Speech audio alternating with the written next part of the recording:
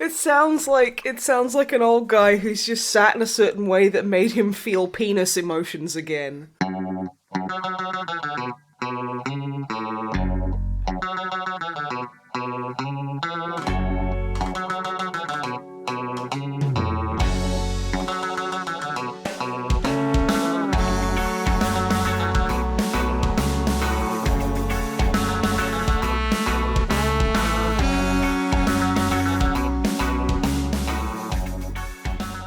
Hello and welcome to episode 101 of the MisanthroPod. I'm Snipe, and as always, I am joined by Wib. Say hello. Hello. I am also joined by the lustrous drummer Matt. Say hello. Hello. How are you lovely gents today?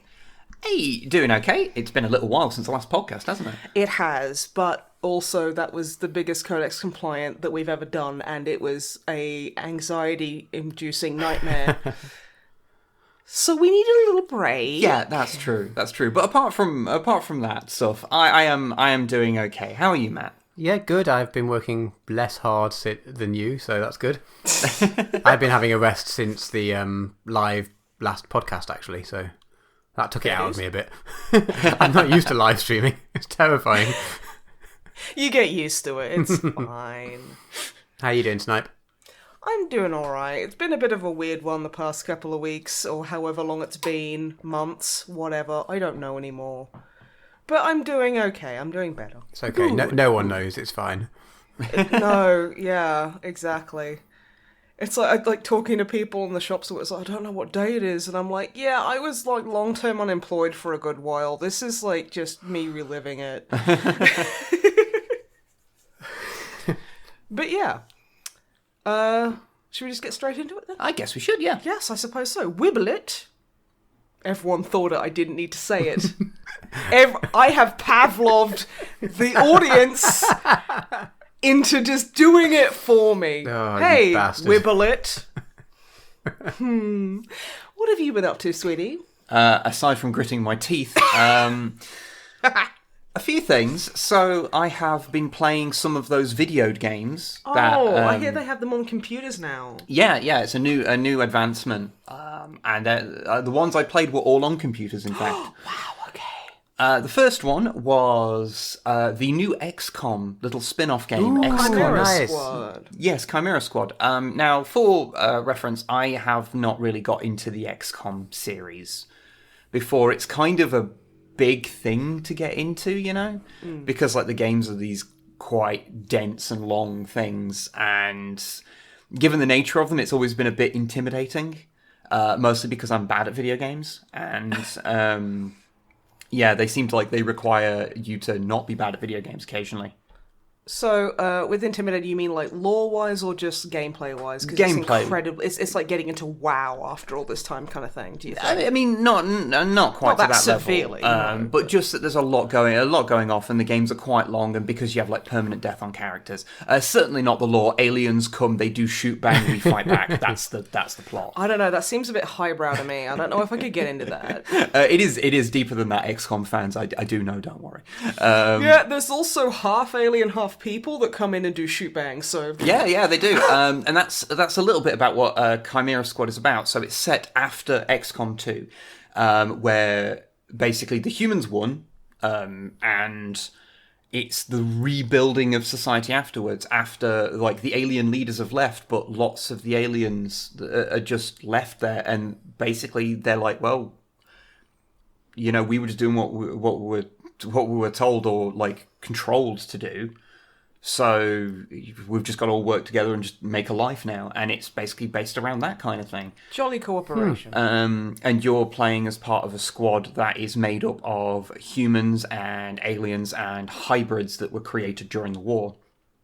Isn't like there is a teammate you can get that's like 5 years old? Oh, that's Cherub. Yeah, he's like one of the ones you start with. Yeah, he sounds adorable. I love him. Yeah, and unlike normal XCOM, you don't just have random characters that you can name and like change everything about. There's actually predefined characters in this one, so it's a bit of a more smaller scale sort of affair. Okay. And you go about like doing little missions in the typical kind of XCOM fare. Solving basically assassination of, like, I think they're the mayor. can't remember exactly what position they held offhand, actually.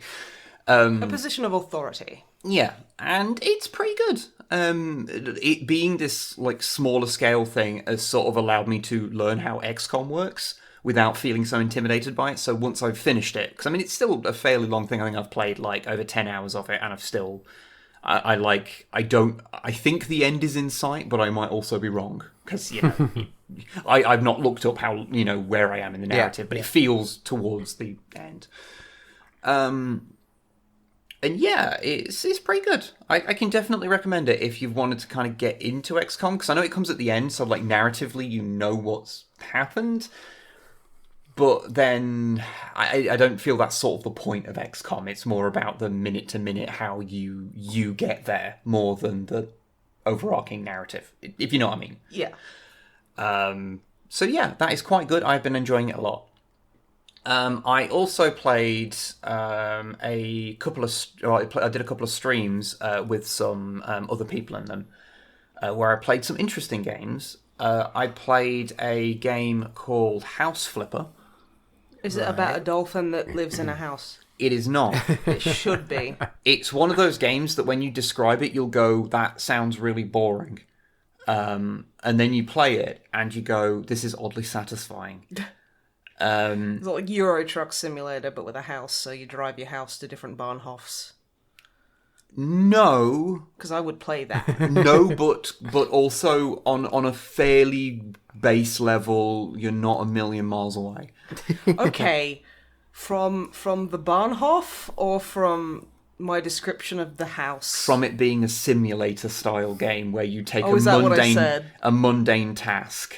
Okay. And you make a game out of it. Honey, I play a lot of The Sims. You don't have to justify anything so I did a stream with Longfang, and I was playing a bunch of jank video games. So wasn't it called the jank stream? It's something like that. It was fun. I liked the art you made for it. And I just made a bunch of, installed a bunch of games that I didn't think were going to be very good, or were sort of like janky, and I wanted to sort of give them another shot.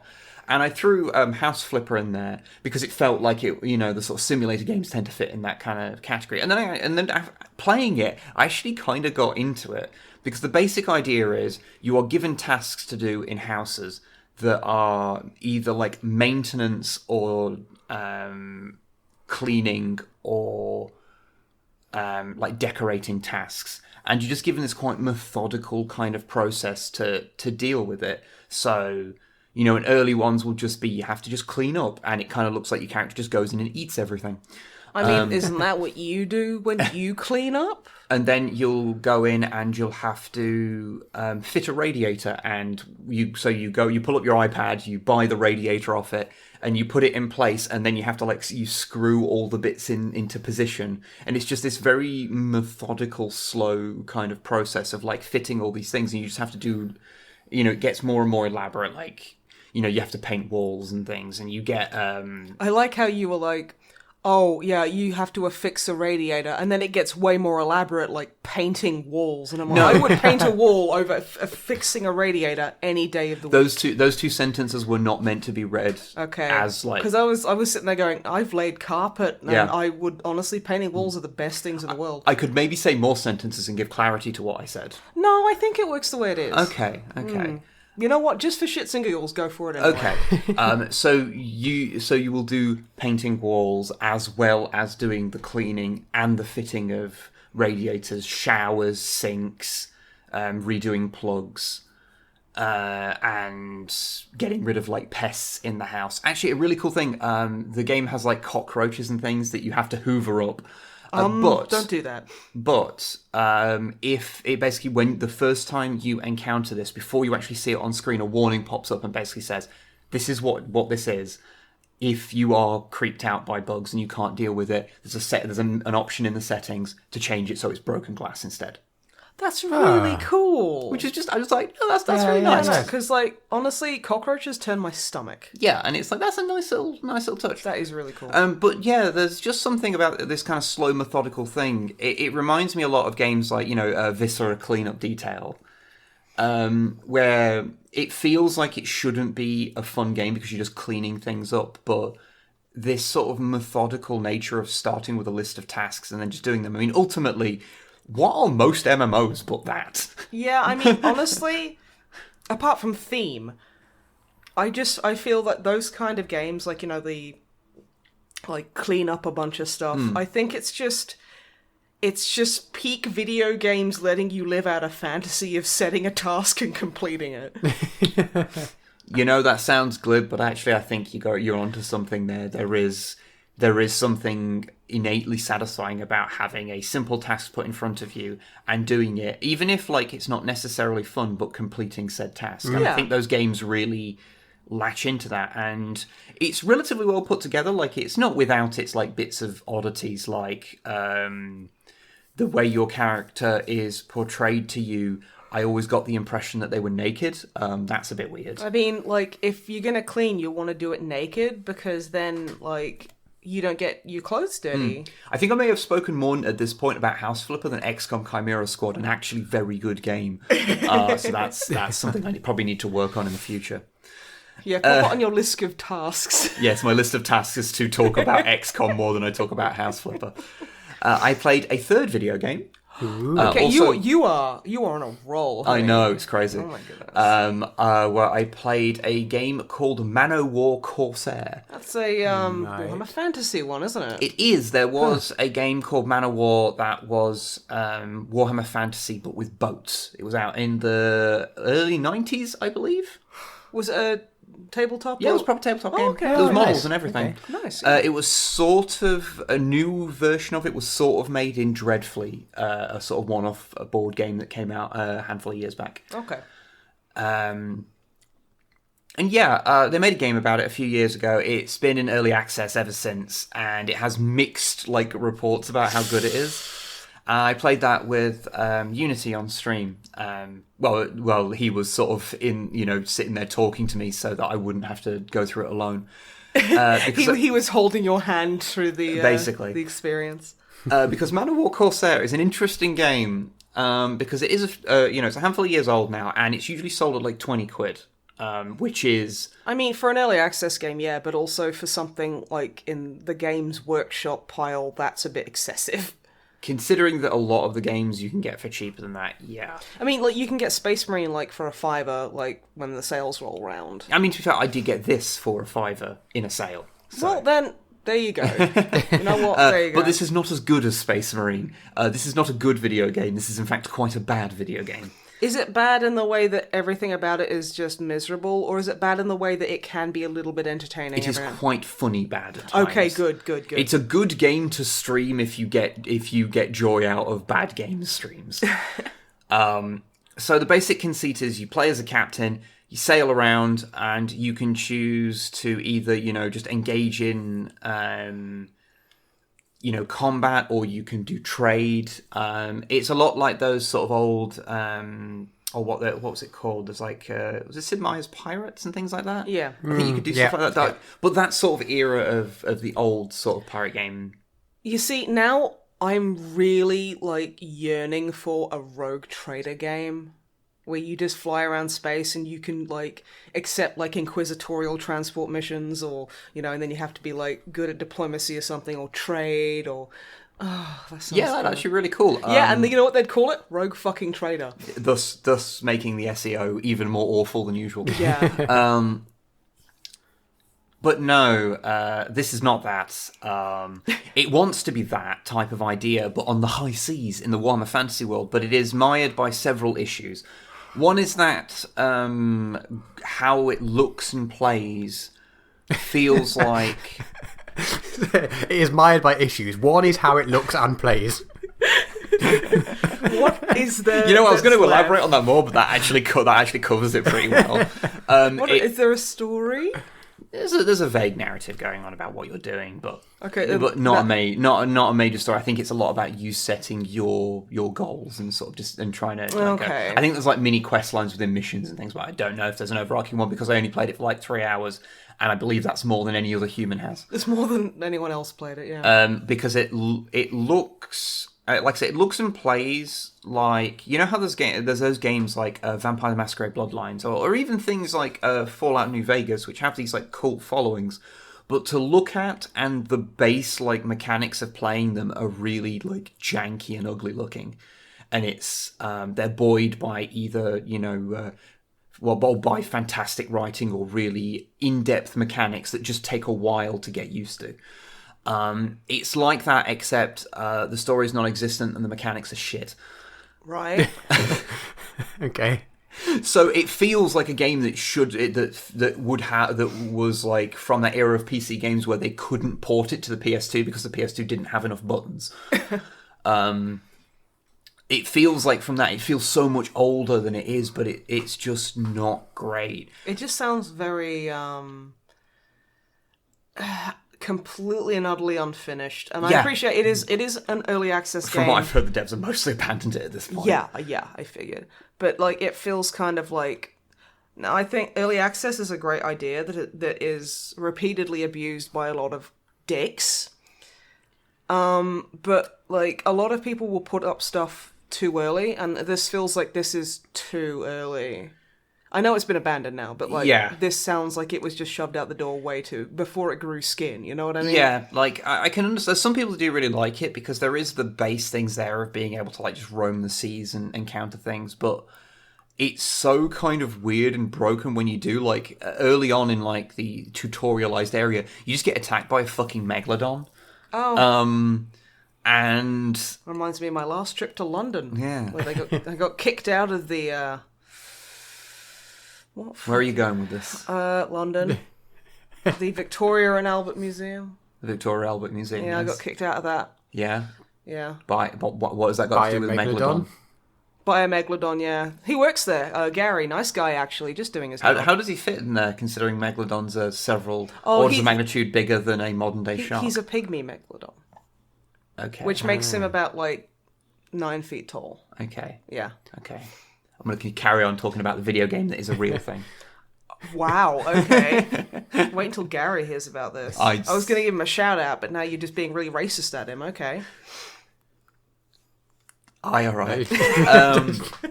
It's fucking whatever. I just assumed you're using this as an excuse to tangent onto Street Sharks or something. Yes. We're not doing Street Sharks. Fuck. So yeah, you get attacked by a megalodon and you just sort of have to just figure out how the game works. Like, while you're being attacked by a giant shark that's eating your ship and setting it on fire. Hot tip, leave the museum and he'll stop attacking you. No, you just shoot him a lot until he dies from it. I mean, a lot of things die when they are killed. But the problems kind of arise because it like starts giving you problems to solve without the like adequate tools to deal with them. Like, it sends you to this place, and it's like I'm there. It sends you to another port, and you have to deliver some like diplomats there, and it's just full of fucking like chaos pirates. Do they attack you on sight? They attack you on sight, okay. But the problem is, at first you're going along and you just get attacked by a griffin. And the thing is, the only proper ranged ability you will have at that point is a guy with like a musket who you can swap to, because you're normally playing as the captain. You can swap to the thing, to this like guy, this shooter with a musket. The problem is he shoots so slow, and the shooting mechanics are so bad, and the griffin is so fast. You might hit him like 1 in every 10 times you shoot. And also, the guy is stuck in an area that's is he stuck in a crow's nest? Around the mast. Not where a crow's nest would be, because then you'd have like a good view of everything. No, it's like a crow's nest, but it's underneath the sail. Pigeonhole. So most of the area above you is covered by sail, so you can only actually see this griffin in small snippets of sky you can see. So realistically, what actually happens is the AI on your ship slowly picks it off after 5 of them have just been eaten by the griffin. Honestly, and then you suddenly are launched into a fight with like 5 enemy ships. Oh.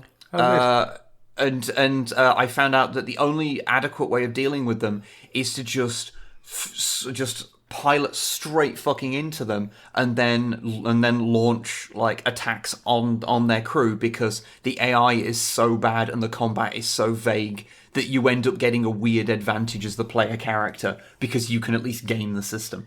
Well, I mean, that's something. It got to a point that was the only way I basically took down I think I took down like nearly all the opponent pirate ships just by doing that, even though I had like 2 crew left. and all of my guns had been blown up. Like, it was a time. And then I tried playing as the Chaos Fleets, which you unlock once you've done the tutorial, and I chose to ram one of my fellow Slaneshi ships, and it glitched out and went above my ship, so I could see inside its hold where there was fully modelled Chaos Spawn in there, and I'm like, why are they in there? Why are they modelled? No wonder this game runs like shit. Yeah. Also, the default viewpoint for the Slaneshi ship, at any rate, because I think all the Chaos ships are more or less the same, was half inside my player character, half inside the boat, that would freak out anytime you moved it more than 5 degrees, and you were staring through the mast and a large boiler. So it was basically impossible to see what you were doing or control anything. You obviously activated hard mode. Evidently so. Yeah. Man of War Corsair is not a good video game. Do not buy it. I do not recommend it. I am surprised. However, I also have been watching a lot of their television. So have I. That new invention. So I watched the new and last series of She-Ra. No spoilers. I've only watched the first 2 seasons. You should watch the rest of them. I've already had one thing spoiled for me. Oh, okay. Yeah. Yeah, I can almost guarantee what that is. Yeah. Yeah, yeah. Yeah, I have not, so don't say what it is. Okay, is it the thing that everyone's using in their profile images now? I think so, and it's awesome. Yes, it is. It's great. It's great, but yeah. We're not gonna spoil anything. Did you like it? I liked it a lot. It's really well done. It's super fucking good in like terms of just representation and shit like that. Super nice to see. It has a nice, satisfying ending. And yeah, it was really good. I enjoyed it. I watched it all in one fucking day. Quarantine will do that. Basically, it was like after the video and the correction video were put out, and I was like, okay, I'm just going to basically not use the computer for an entire day. I'm just going to step away from it. I'm just going to watch some of the new season of She-Ra and build some fucking grots. And, well, it took me a long time to build those 10 grots because I was too busy watching an entire season of She-Ra. Genuinely really, really good. Really enjoyed it. Definitely recommend it. If you want to watch it, maybe mute everything about it for the next month. Because a lot of people are excited about things that happen. Understandably so. But it is very, very good. Really enjoyed it. Watch it. But apart from She-Ra, we also picked up a Disney Plus subscription because that's now in the UK. Yeah, because, we're not being nickel and dimed enough by separate corporations. Hey, come on, I wanted to watch The Black Hole. Is that why you got it? Is that why you fucking got Disney Plus? It would be a lie to suggest that watching the, 1979, I think, slightly weird, dark sci-fi that was put out, is under the Disney label, was not one of the motivating factors for getting Disney Plus. Okay. So, is Disney Plus, everything that Disney owns is all on there? Basically. Yes and no. Apart from Song of the South. That is not on there. And also they've been doing weird censorship things. Yes, they have. There's a lot going on in The Simpsons and things like that. And you probably would have seen the GIF online of the end part of Splash, which is a Tom Hanks movie with a mermaid, and she's naked. You don't see her bobs and vagina or anything, but you see a butt. You see a butt, and she turns around and she runs off into the sea. And it's it's not a sexual thing. It's just, she's a mermaid. She's not going to be wearing clothes. She has a butt. And what they did is they got a square of her hair and just superimposed it over her butt really badly. It looks like someone's just glued pulsating ramen to her bum. Yes. It looks so bad. As a mermaid, she has a seaweed problem. She has kelp butt. She has kelp butt. Yeah. It's terrible. But that stuff aside, and the horrors of Disney being such a large monopoly that they control a vast swathe of all media we consume and thus set the ideologies and things that are allowed within common discourse. That aside... Yep. They're basically the Patriots from Metal Gear Solid. No, like, yeah, the whole monopoly thing is a bad thing. But it does mean that, you know, for the time being, if you want to get a service where you can watch Disney, Star Wars, all the Marvel stuff, it's all there. And I've been watching good stuff. As I say, I watched The Black Hole, which is an interesting sci-fi to watch. In that the hero of it is kind of like... So there's like a little R2-D2-esque character where it's like just a little robot called Vincent. Does it do bip bips? It doesn't beep. It has care. a voice. It actually speaks. And that's kind of the hero of the story. That little robot.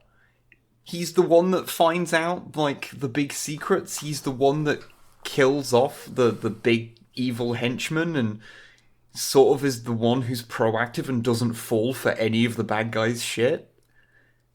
He's the hero of the thing. It's a weird story. And it's like how the main henchman, which is like this big robot called Maximilian, is dispatched, does that thing where, you know when you see like robots fighting and you go, I don't know why, but this feels like a gory death. Despite it being robots.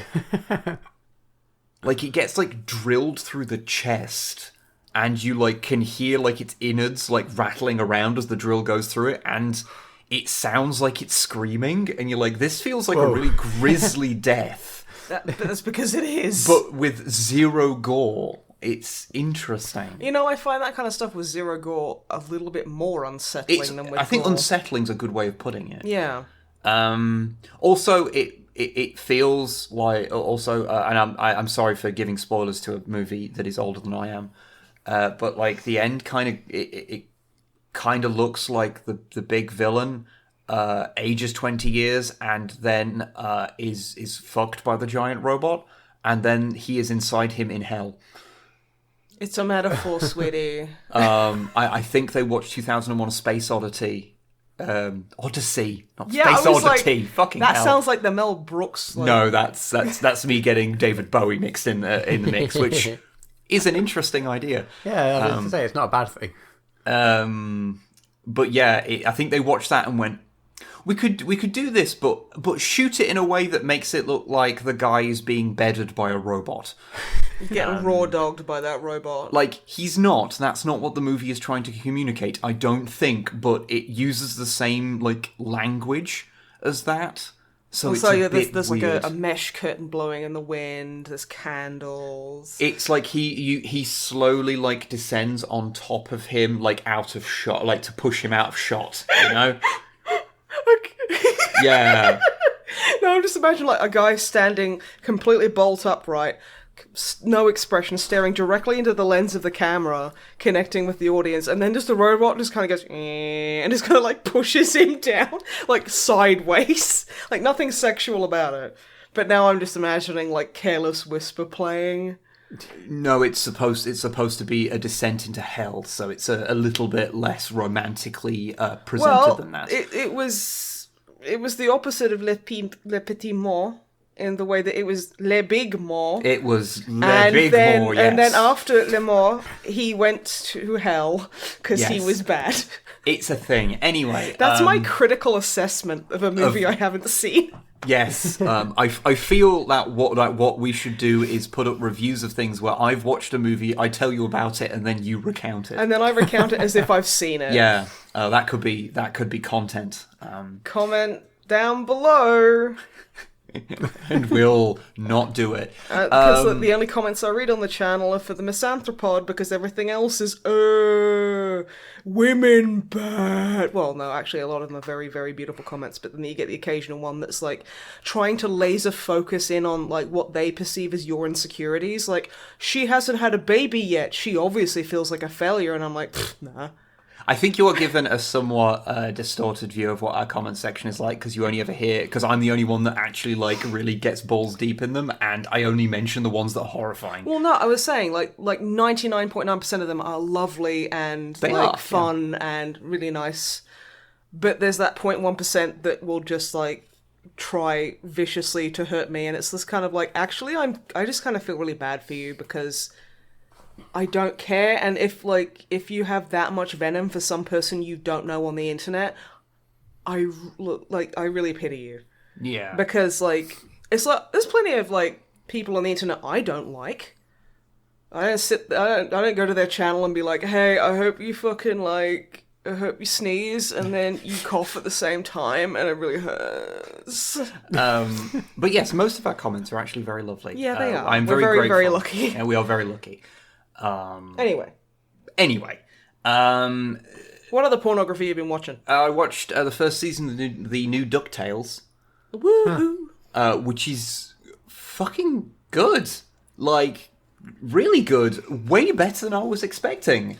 I honestly, anytime I've seen someone talk about it, it's very positive. Yeah. And from what I've seen of it, I really do like it. It has way more of a story than you're expecting it to have. And David Tennant is Scrooge, which is like the only time Scrooge has ever been voiced by an actual Scottish He actually person. sounds Scottish, yes. Which is why it sounds weird. Catherine Tate's also in it as well. That's right. Playing a reoccurring character. So that's interesting, having those two together again. Also, I love Webby. Webby's great. Webby's amazing. Webbigail. All the names are terrible, but like so knowingly so, it's fantastic. It's like She-Ra. It's like, my name is Netossa. The fuck you think I do? Yeah. Or Cast a Speller. Yeah. God, so bad. But no, DuckTales is really good. Weirdly, Disney Plus, despite literally being the rights holders, only have the first season, and I think there's like 3 seasons of it. Are they like... I don't even know. Who the fuck knows? They are the evil monopoly that owns all media. They absolutely could put it on there. I don't know why it's not. I presume because they want to have it on like whatever service they originally showed it on, like the Disney Channel or whatever, and they wanted to keep it as like to still make it so people would get that channel. I don't know. Maybe that's why.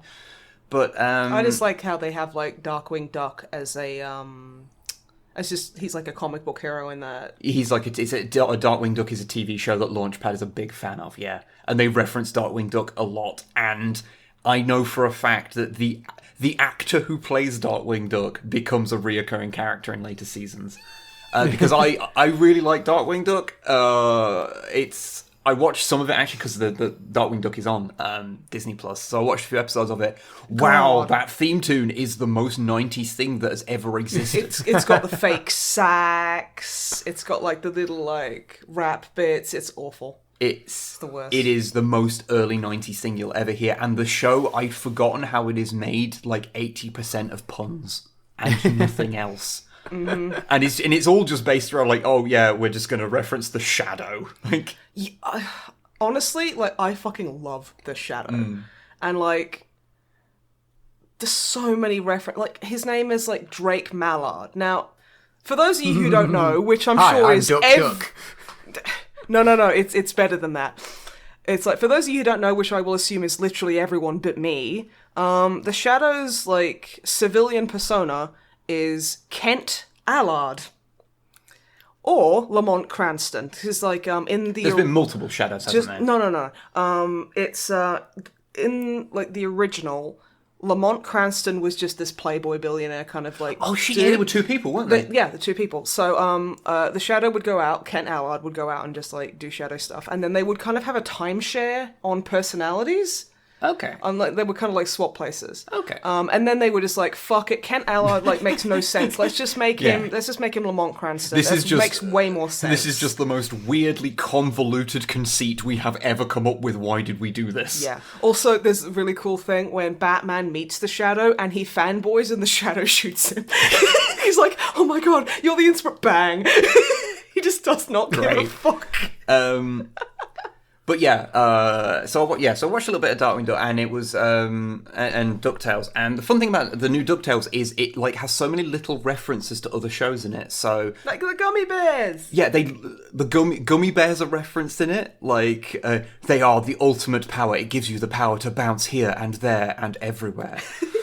It references the place that Tailspin is set in, and they even have a villain from Tailspin show up. Darkwing Duck is, of course, referenced throughout. And, oh shit, there was another thing. Oh, yeah, Gizmo Duck from Darkwing Duck is like a main reoccurring character as well. Who's, and it's a good series. If you haven't watched it, check it out. Has got like a grand story that's being told sort of like throughout the things like a lot of modern cartoons are that leads up to a big kind of like finale, and it's interesting. It's one of those things where you're watching it and going like, this is a show where Donald Duck is a primary character and it also has lore. It's like, what if Kingdom Hearts was well written? I'm sorry, Kingdom Hearts fans. Not as sorry as they should be. But my god, the story of Kingdom Hearts is the most impenetrable nonsense. It's ridiculous. But the other thing that I did, and I'll try and get this over with quickly because I've just a lot of stuff. I watched through a shitload of Star Wars stuff. So I watched through Solo, because I didn't actually see it at the cinema. Yeah. And it's fine. Yeah, he's I'm a big fan of Han Solo's later work. Yes. Think about it, because it's really funny and clever. Yeah, you're talking about Ben Solo. Yes. I like him. He's cool. Yeah. Han Solo is his dad. Yes. Spoilers. Oh my god. Spoilers, everybody. I'm sorry. Spoilers for the entirety of Star Wars canon. But no, Solo is, it's still a completely unnecessary film that didn't need to be made, and a large portion of the film I was sitting there going like, isn't this just the plot of one Firefly episode?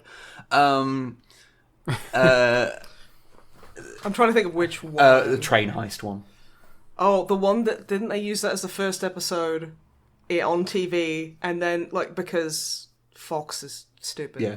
Yeah, so I was so they just showed the episodes like out of order. Yeah. But it has like a train heist. It's not actually that similar, but it has a train heist and it's a sci-fi thing. So it involves a spaceship flying over the train at one point. So you can't help but make that connection, you know.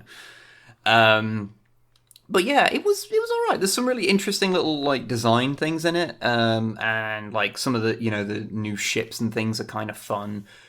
It's wholly unnecessary, but the fucking Donald Glover makes a really good young Lando. Donald Glover is just a real good dude. Yeah, he does a really good job at that, and his co-pilot, who is like a droid who is all for like droid rights, because it's nice to have someone in a mainline Star Wars movie actually acknowledge that the way in which the people of the Star Wars universe enslave the obviously sentient droids is super fucked up. Yeah, it's not great. And it's a character kind of based around that, but unfortunately, because it's the movie kind of rushes through a lot of things, that character sort of doesn't really get much chance to exist beyond being a sort of almost parody of that idea.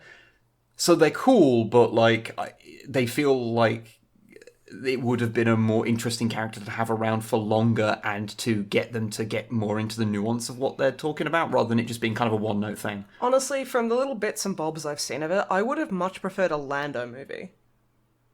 Yeah, actually. With Donald Glover, yeah, because that'd be good. Because Lando's like, he's a bit more mysterious. He's got his fingers in all sorts of interesting pies, and like Han Solo is just a scruffy nerf herder. He's just a fucking smuggler. Like he's cool and all, but like as a standalone character, I think he's a little bit. The thing is, I actually kind of like the interpretation of his character in the movie, although I do have some trouble as imagining him growing up into the Han Solo that we know. it's not like super bad, like it's not like a deal breaker or anything, but like he feels like he would probably be more fun as a like separate character. I mean, like a is their own Jack thing. Sparrow kind of thing, where he's not like the main character. He's like No. I mean that the character as portrayed in the movie. Oh, he would be better if he wasn't Han Solo. If he wasn't Han Solo. Okay. I mean, I'm not 100% committed to that idea. That's just something that kind of just occurred to me just now. But like, I don't know. I have like a little bit of trouble interpreting him as becoming the Han Solo we know. Not fair. But you know, people change over time, so you know, it's not like it'd be weird or anything. Him becoming that, just idle thoughts. You know? Yeah. But yeah, it's fine. Unnecessary, but fine. It's a Solo movie. Speaking of other movies that are not quite so good in the Star Wars franchise, do you remember there was that Clone Wars movie that was released a few years after Revenge of the Sith? Didn't everyone hate it? Yes. Yeah. I watched that because it turns out that the reason why everyone disliked it is because it's actually just the pilot for the TV show. Oh. And when you watch it through that lens of being, this is just a feature-length pilot for this TV series, it's fine. It's nothing amazing. It's got no grand story, but it's very representative of the TV show. You're right there. I'm sorry, I just remembered a comic a friend of mine she blogged where it's like Anakin sitting there and he's like talking to like it's fucking Obi-Wan talking to like Qui-Gon Jinn's Force Ghost. Yeah. And he's like, "Oh, Master, blah blah," blah. And then like there's a clone trooper who comes and goes, "Piss off, Ghost!" and then kicks him. Good. It was just so out of nowhere, it made me fucking roll. Well, isn't Taika Waititi like doing a Star Wars film now? I can't wait. Which I am so 100% behind. I cannot wait. Yep.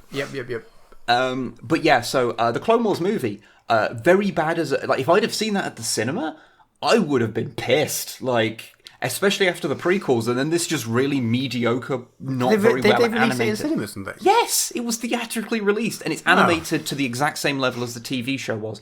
A CGI TV show that came out in 2008. So you can see why it was, you know, I can totally understand why it had got a bad rap. But watching it with the context of it, well, it's functionally just a pilot. It's fine. It's just a long episode of the show. Okay. It's like some of the old Star Trek movies.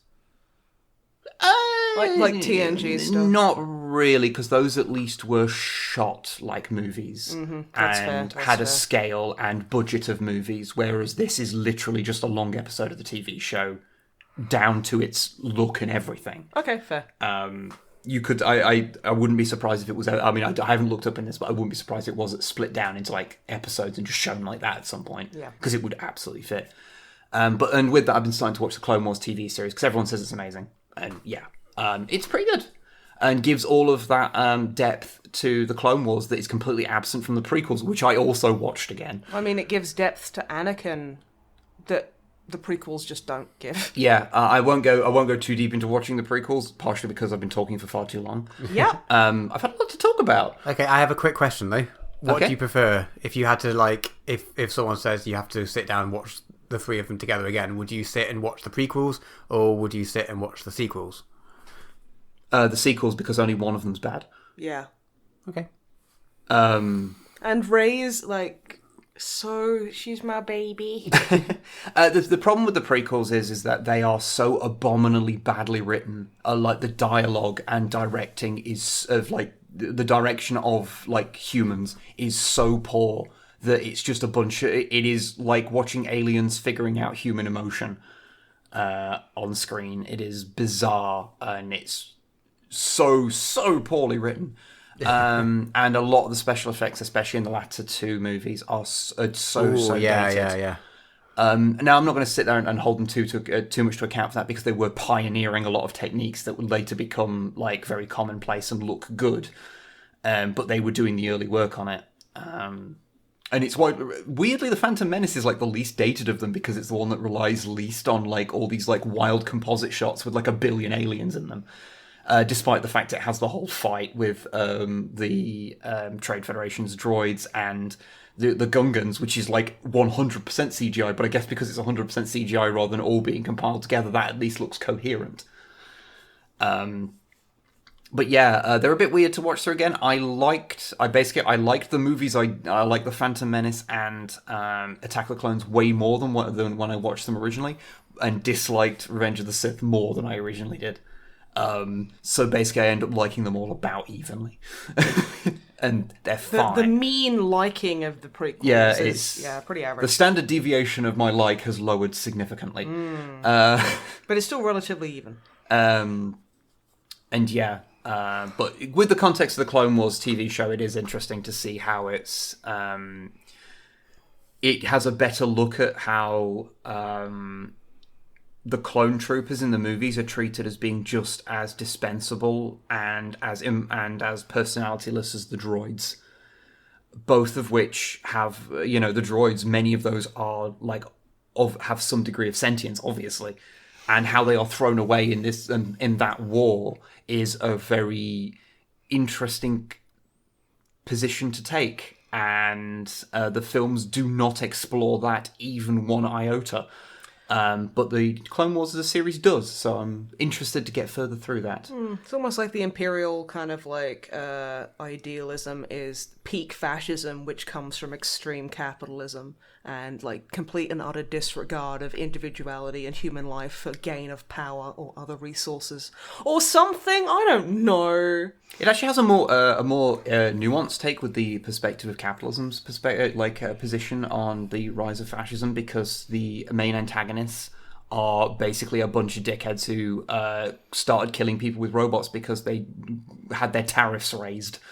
So it's a libertarian power fantasy. No, it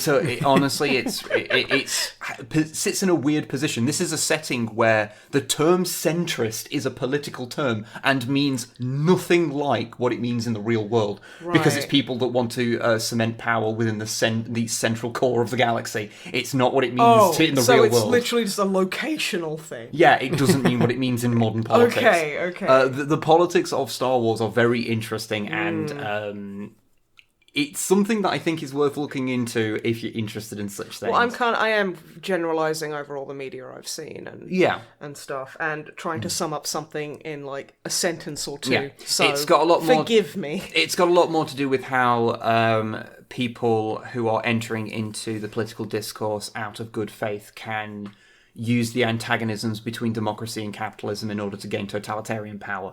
That's what Star Wars, the prequels, are actually about. I'm sorry, but do you have to politicize Star Wars? Sorry, George Lucas did it in 1977 when he made the antagonist fascists. Oh my god, wow. George Lucas, more like SJW Lucas. Lamau got him. But anyway, I'm slowly working on a video about the prequels because I find them very interesting to talk about. See, I want to do a Star Wars video too, which is just I like these characters because they're fun. And that is also a good thing. See, you're I'm going to be getting into the nitty-gritty of the political unbalance, and I'm lightsaber go, whirr. I didn't find Jar Jar Binks as annoying either. I will say that, watching it again. He's still annoying, don't get me wrong, but nowhere near as bad. I'm going to say one thing. I fucking hate a lot of the Star Wars fandom for just how fucking nasty they are to people, in the movies. The guy who played Jar Jar, massive Star Wars fan, had to basically delete every trace of himself off the internet because people were just being disgusting at him. Kelly Marie Tran, I thought Rose was adorable. I loved her. Great character. Yeah, she had to delete all of her Instagram and shit. Fucking Daisy Ridley had to delete all of her social media when she was when the sequels kind of came out, because people were just you're a Mary Sue. Yeah, and it's just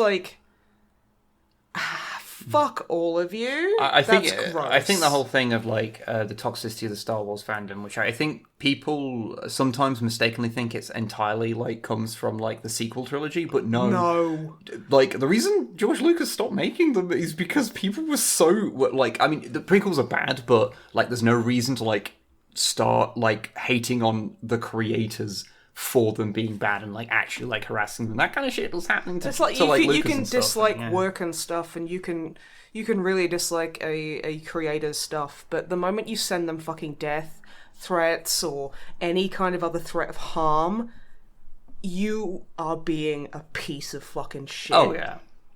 And you really need to rethink your fucking life. But yeah, you know, the that sort of like aspect of like Star Wars fans throwing their fucking dummy out of the thing is not a new phenomenon. No, it's like there's a little bit of that in 40k fandom as well, Oh, and that's 100%. why I don't like talking about it much, because guaranteed every time I talk, if Remlays or Alpha talk to me on Twitter, like reply to a tweet of mine talking about 40k, I get at least like 10 comments being like or like mansplaining shit to me, or basically accusing me of not actually knowing what I'm talking about, or like regurgitating to me parts of scripts I've helped write. Yeah. And I'm like badly, and you're like, yeah, I know, I wrote that bit. Thank you. But no, that I wrote it. Yeah. Thanks. And they're like, oh, check your fucking, like, oh god. Or like when I write, like there was that video where I wrote all the jokes, and some guy came in. No, that was the one where you were really ill and I wrote all the jokes, and That was it. Yeah, sorry. Where you wrote all the jokes, and then some guy came in and went, oh, every time the female opens her mouth, she's so unfunny, and all the jokes suck. And it's like, would you have thought that if you know that the entire script was written by a man? Like every joke, regardless of who it was the same person who wrote it. Yeah. So. But yeah, sorry about my little rant. Occasionally I need to just complain. And Yeah, fair. yeah, like Star Wars and 40k and a lot of other big fandoms are just intimidating as someone who isn't a dude to get into, because holy shit, you open yourself up to a firing squad. Mm-hmm. Yeah, I mean, I get enough well actuallys, and I'm like a fucking white guy, you know. So, but I mean, that's basically it for me. Talking was a long time. I'm sorry. Are you? I mean, a little bit. Okay. A little bit. So, Matt, what have you been up to over the last few weeks? Well, I can make the average time a bit more sensible, because I've done feck all, basically. That's completely fine. I've dived completely into the world of Zelda. Like, I think I was enjoying it last time we spoke, and now I've starting to go through and like, right, okay, let's need to go through methodically and make sure I've enjoyed every single square foot of this map, and I need to see... Why is nobody having a good time? I specifically requested it. I've not finished it yet, but I don't want to finish the main. I've done 3 out of the 4 sort of semi-final boss things, and then you go and defeat Ganon. Then I was like, don't want to do those last 2 bits because I don't want the game to finish. So I'm going through making sure I've done all the shrines and I've collected all the leaves and I've done all these other things, which I usually hate doing in games, but I just want to be in the world longer. Yeah, no, I totally understand that. I was like that with The Witcher. I was just like, please, can I have more side quests? I need to be in this world. As we go through and making sure I've found all the side quests and things, and I'm like, yeah, well, I mean, I've been asleep for 100 years, so the princess can wait a few more, like, days or weeks or possibly months at least, but that's still fine, right? Yeah, exactly. I'm sure she can, I mean, she doesn't have access to a book or something? Come on. Exactly. She's getting tired, but yeah, I mean, if you've been sleepy for 100 years, you can last another year or 2. Yeah, seriously, it's like, it's not going to matter that much. But yeah, I don't really have much more to add to it. It's not really changed my opinion of it at all since last time. I was enjoying it then, and I'm still enjoying it now. I'm just close to the end, so close to being sad that it's over. But there is DLC, which I probably will end up getting, and I very rarely get DLC for games, to be honest. Yeah, you're not really a DLC kind of person. But I'm probably going to end up getting the DLC for these, despite it having the Nintendo problem of it being out for years, but it's not on sale ever. Or anything. Nintendo, never lower their fucking prices. No. And I think that's just something I have to accept. And that's, I guess, fine. Yeah. I suppose. I've been watching She-Ra, which I don't have much to say because you mentioned it earlier and took the only topic that I had. Sorry. Yeah, Wib's good at that, huh? It's okay. I've finished the first series, and I've watched 5 out of the, for some reason, 7 episodes in the second series. It is weird how that series is structured. Yes. Yeah, because we were saying this earlier. Like, if I didn't know anything about the time frame of the show, I would have been like, okay, well, they've just released some of it and then released the other half of the series long enough later that it was justified to call it a new series rather than the second half of the series. But then the whole 5 series has only been out for like 2 years. So that can't be the case. So I had no idea what's going on with season 2 and 3. But, I mean, that is basically my only criticism, and that's not a criticism at all. It's just a bit confusing as to why series 2 is apparently 2 series. But beyond that, it is a very good show, as already mentioned. I have a very last thing, which I have no idea what I'm going to say about it, because I've only just reminded me of it while you were talking, Wib. We watched Brassed Off the other day. That rings a bell. Oh, that's the old movie, like set in like an old mining town, Yeah, like about brass bands, it is, isn't it? Yeah. It's like a 90s British. If I say Full Monty, will people internationally know what that vaguely is? Like the movie Full Monty? The movie Full Monty. And do these miners get naked? No. in the mines? No. But just in terms of the sort of humour in it. Basically, a movie made around looking in a sympathetic way at the British working class in old sort of mining towns that were devastated by 80s Tory cuts. I mean, I meant in terms of the comedy, but yeah, definitely that. I mean, yeah, it gets political. It is excellent. I mean, to be fair, it doesn't do... Obviously, the politics is there, and it's hovering over it, and it's, you could almost not notice it going in any particular way or not. Well, not really, but it's relatively subtle. Until one point, someone just basically stands up and just says, "Fuck the Tories are awful, Maggie Thatcher should have died long ago." And it's just like, okay, fine. Okay, so apparently I wrote the script for this. Yeah. And it doesn't come out of nowhere, because the whole setting is, mines closing down and the Tories being shit at doing things and blah, blah, blah. But it is relatively subtle most of the way through until someone just literally stands up and just has a monologue about saying, fuck them. I think if we have learned anything from, say, from what I was talking about earlier, of fandoms interpreting things the Tory fandom sucks, dude.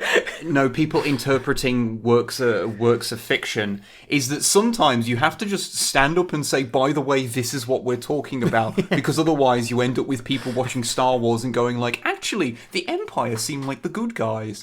And sometimes I think you have to be a bit explicit about things. Yeah, Baron Harkonnen seems like he'll keep the trains running on time. Oof. Oh, you've not read the book. You don't know how rough that is. I know how gross he is. Like, I have a fair idea. I was just using it as an example. Oh, he's one of... Oh, God. He is evil. And oh, God, he's got so much bad coding about him. Yep. Oh, God. Nice one, Frank Herbert. Is that his name? The guy that wrote the book, yeah. And it gets worse when you get... I was going to call him Frank West. I got confused. It gets worse when you get into the movies and, how they chose to present that character. Yeah. I don't want to get into it. Matthew, please talk. Yeah, I don't have too much to say. It's just a fun film about a bunch of... It's a brass band, so it's all the music is like... We have American listeners, right? So they probably know about... They know, because in the States, marching bands and things are a big thing. Brass bands in the UK are kind of the closest equivalent we have to that, and they were nearly always, or I think predominantly based around people who worked in mines, and they were like collieries.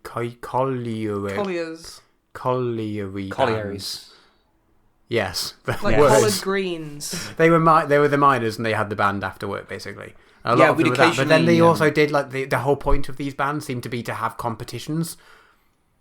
And it got weirdly competitive. And yeah, I think that's the closest, very...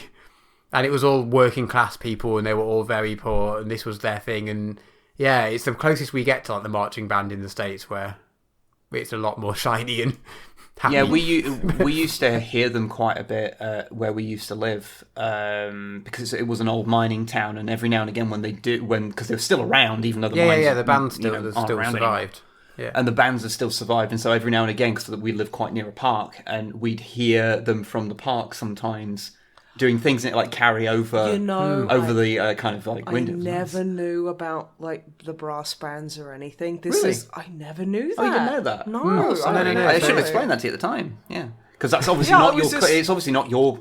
It's not the culture you come from. Like, No. you know, it's not So a I thing was in just ours. like, I just thought like occasionally people would just like go in and just do toot toots. I was just like, okay. I just thought it was just a thing. I didn't realise it was a proper thing. Yeah, it's a capital T thing. Oh dang. Oh no, consider me educated. Yeah, it's very interesting, isn't it? interesting. Yeah. Yeah. Well, it was interesting about the show, about this film as well, is that it's basically all filmed in one town, which it's set in this town, but it's got a different name, but it's like it is just the town where it's filmed. But then all of the music and the whole soundtrack is recorded by the brass band that the film is sort of about from this town, which is quite good. That sounds really cool. But yeah, it's good. It's quite fun. I mean, it's very 90s, and there's a couple of bits where it's a little bit like, ooh, 90s. But like, considering it was made, it was made in 96, I think, and considering some of the other things that were made, I mean, I don't want to dig on Friends not because it doesn't deserve it, just because it's very overdone. But like, when you consider that was made after it, you're like, actually, this is not actually that bad. So yeah, it was good fun. That's interesting. Yeah, I've never seen it. Neither had I. I'd seen distinctly Full Monty, and I'd seen a bunch of other ones that were in a similar sort of theme-ish. There was But like I'd a never bunch of seen it. movies around that sort of time where they sort did of like a handful of comedies, but based on people being poor and struggling, and yet somehow it was funny. But not because you're laughing at them in any possible way. It's like the opposite of that. And they're like, yeah. I'm not sure many other places could get away with it. It's a very British sense of humour, I think. I can't watch that kind of stuff because it just makes me feel super unhappy. Even if it's trying to be I'm just like, no. Oh yeah, no, this made me cry at various points because it is quite sad. But it's no, a comedy, honest. No, I mean kind of like that kind of like humour. Like I remember like seeing Shameless and just being like, this is just like, haha, poor people are like greasy and drink a lot. It's a very different thing it's to not, like. Or like the royal family made me like that really grossed me out because I was like, yeah, well, okay. that's again like, as well. It made me really miserable. Okay, so like I'm using the wrong kind of words. I don't like it because that touches a fucking nerve for me. And it makes me very uncomfortable. Because you're basically seeing parts of society that you were forced into living in. I was so poor at school. I could like when it came to PE, my parents were like, "Well, you're just gonna have to do it in school uniform." So I was standing there in PE, and the PE teacher, she was like, "Where's your kit?" And I was like, "I don't have one." It's like, "Why don't you have a kit?" In front of the entire class, mind you. Like, she stopped just to be like, "Where's your fucking kit?" And I was like, my parents can't afford one. I was like 11, 12 years old. And she was like, "Well, if your parents decided to put down their cigarettes for more than 5 minutes, maybe they could buy you some." And I was like, okay, so I had to do everything in my school uniform. And then, like, I told my mother, and she phoned up and complained. And now the funny thing is, if they had have stopped smoking like 200 cigarettes a day, I probably would have been able to have vegetables and shoes. But it was a bit douchey for her to point that out To a child. Yeah. And then, like next PE, she'd gone to the charity shop and bought all these horribly ill-fitting clothes and was like, "So your mother complained, so I thought I'd do you a favour and get you some kit." And the shoes were like, you know how like the 80s style shoes are coming back? These shoes were just from the 80s. And like, they didn't fit right, everything was wonky, and like, everyone made fun of me ruthlessly because the teacher had to buy me a kit after like completely owning me in front of the class. So that's like one of the reasons I can't really watch this kind of stuff, because I'm like, it's too real. And I don't want to relive it. I get you. I will say the type of things that Matt's talking about, they are a bit different than that. Like there's elements that make me very uncomfortable, and I'd rather just not go into it at all. You know what I mean? Fair enough. So yeah. But that's just I'm sure the movie is very good, but I just unfortunately am incapable of enjoying it. Yeah. So I was kind of explaining myself, but now I'm rambling and I feel really conscious. I'm very sorry. It's okay. Okay, well, it is on that topic. It is your turn to ramble, so... Yeah, so... Oh, thank God. Please continue. Okay. So, don't look. Oh, okay, so you're going to... Surprise. You pull something up on screen for your notes and then tell me not to look. Yeah, so okay. basically I have to just stare dead ahead and not look at the second screen. Okay, you can if you want. Good. I've just been, like, because my mental health's been a bit shaky, and I've been, like, adult under the weather, where you just get really tired and weird for a while, and then suddenly you just kind of stop being as tired, which is just regular adulthood. It's probably the mange. When does that happen? I want to get less tired. I think you currently are in extenuating circumstances anyway, dude. But yeah, so basically what I do when I'm sad, I'll have like a vodka and lemonade or like a wine and watch a bunch of horror movies and like maybe draw pictures of John Bernthal. Which is These are all very accurate, yes. Okay, you didn't have to How drag many me pictures of John Bernthal are around your house right now? Honestly, I think there's only those two that are... Less than you'd imagine, but more than you'd hope.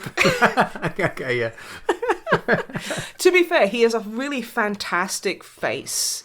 Like, it's so unique and, like, it's very interestingly shaped. And as, like, someone who is trying to get better at, like, getting out of the same face problem, like, all artists encounter, he's brilliant.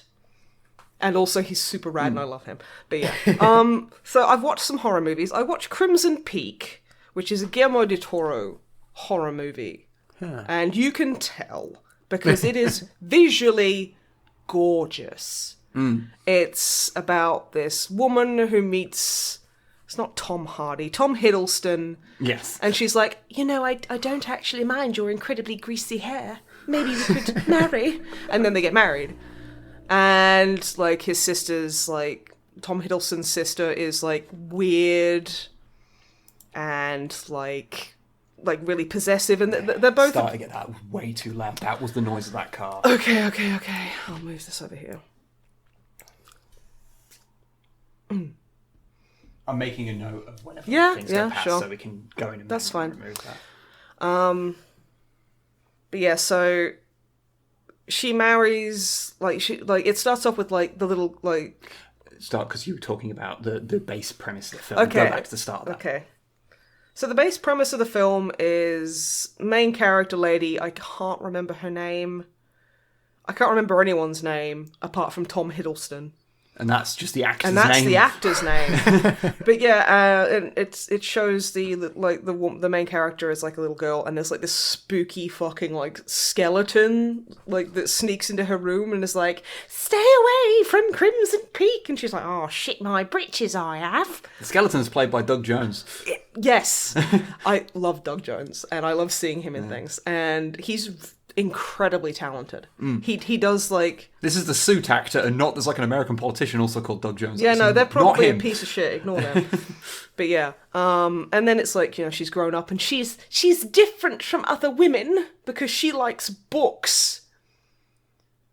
You see how? Because women don't like books. Famous for it. And like she's getting teased by a bunch of people, and they're like, "Oh yeah, you suck," and we all fancy your childhood friend who's a doctor, and the doctor's like obviously in love with main character, and then they're talking about, "Oh, this big fancy guy from England's coming in and he's very handsome," and it's Tom Hiddleston.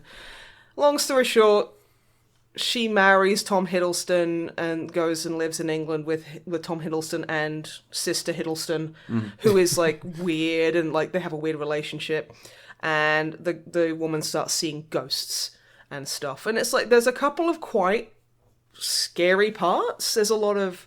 Because the house is, like, busted. There's a big hole in, like, the roof of the main hall, so, like, the snow's falling in it. It's very, very picturesque. And she's always walking around, like, with, like, this really fancy, like, wig on. That's, like, this beautiful, like, loose, like, body curls. Like waist length, like red kind of blonde hair, and she's got like this big like lacy white nightgown and like a ruff, and I'm like, who the fuck would sleep in a ruff? That person needs to be looked at. And like, there's a lot of really like beautifully visually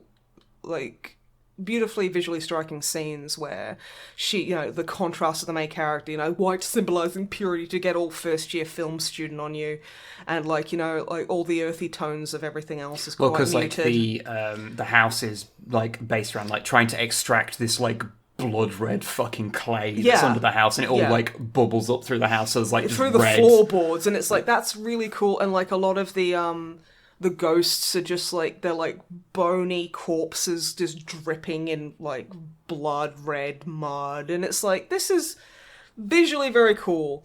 And there's a few problems with it, but like honestly I thought it was pretty entertaining. It was very visually interesting, and the acting was pretty decent. There's some do you remember watching in Pan's Labyrinth when the guy gets half a Glasgow smile? Yes. And how fucking like ooh that was? Yes. There's a part in this that's like that too. Where you're just like, oh fuck. Okay, there's that. But yeah, there's one like super gross kind of like thing in it where like massive spoilers, there's something going on with Tom Hiddleston and Sister Hiddleston. And it's not very cash money. Ooh, it's bad. And yeah, and then like I will say one thing that's not really a spoiler, but the main character goes from like this delicate little flower to actually like delivering an action one-liner, like an action movie one-liner, and I was like, you know what? That is fucking great. Yeah, it was actually pretty good. Because I watched most of it with you, because you started watching it, and then it was like, it was so visually interesting, I was like, oh, I'm going to slowly saunter and just watch the rest of you the slowly started leaning in, like, that's interesting. I'm like, yeah. I also watched Insidious, which is like run-of-the-mill kind of child possessions, demon in the house, ooh, spooky kind of story. And I found it so terrible, I watched the other 3 movies. Because of fucking course I did. Do you want to know my favourite thing about the Insidious movies? Is that they kill off a character in the first movie and then they bring them back for every subsequent movie in like prequels or flashbacks or like ghost moments. Because it turns out they went, oh shit, our best character, we accidentally killed them. Also, the reoccurring demon character is like Darth Maul trying to grow out his hair. It's like Darth Maul had a phase where he really liked the Prodigy. It's hilarious. There's a part in the first one where it's okay, so it's about this kid getting possessed, but he's oh my god, it's blending into all the other fucking movies. Don't worry, they're all bad. You don't have to like concentrate too hard about them. They are. So basically, they've also got these 2 characters, which is like Specs, and then there's another guy who's like the big guy and it's funny because he's a bit of a thick fella. So every time like he's introduced in a movie, he's like eating a burrito. Funny. It's really. Yeah, it's like, wow. Dispensing humorous response. Yeah. And it's kind of like there's one shot in the movie that did kind of get me in the first movie, and the rest of them just didn't. And it's the classic thing of where the dad's sitting there going, I don't believe in demons, that's silly. And then it cuts to him, and there's like the demon kind of like poking out behind, being like, wah, like Waluigi, just like, wah. And it's like, it was just kind of like, oh, it's suddenly there, especially because, like, I will credit where credit's due, that scene was lit and, like, coloured very well, like, you know, the walls are a pale blue, everyone's wearing soft pastels or, like, muted colours, and then there's fucking Darth Maul with fucking Keith Flint hair being like, blah, I'm a spooky demon! Do you remember what he's called? He's called the Lipstick Face Man, but I kept calling him the Lipstick Dog Dick Man.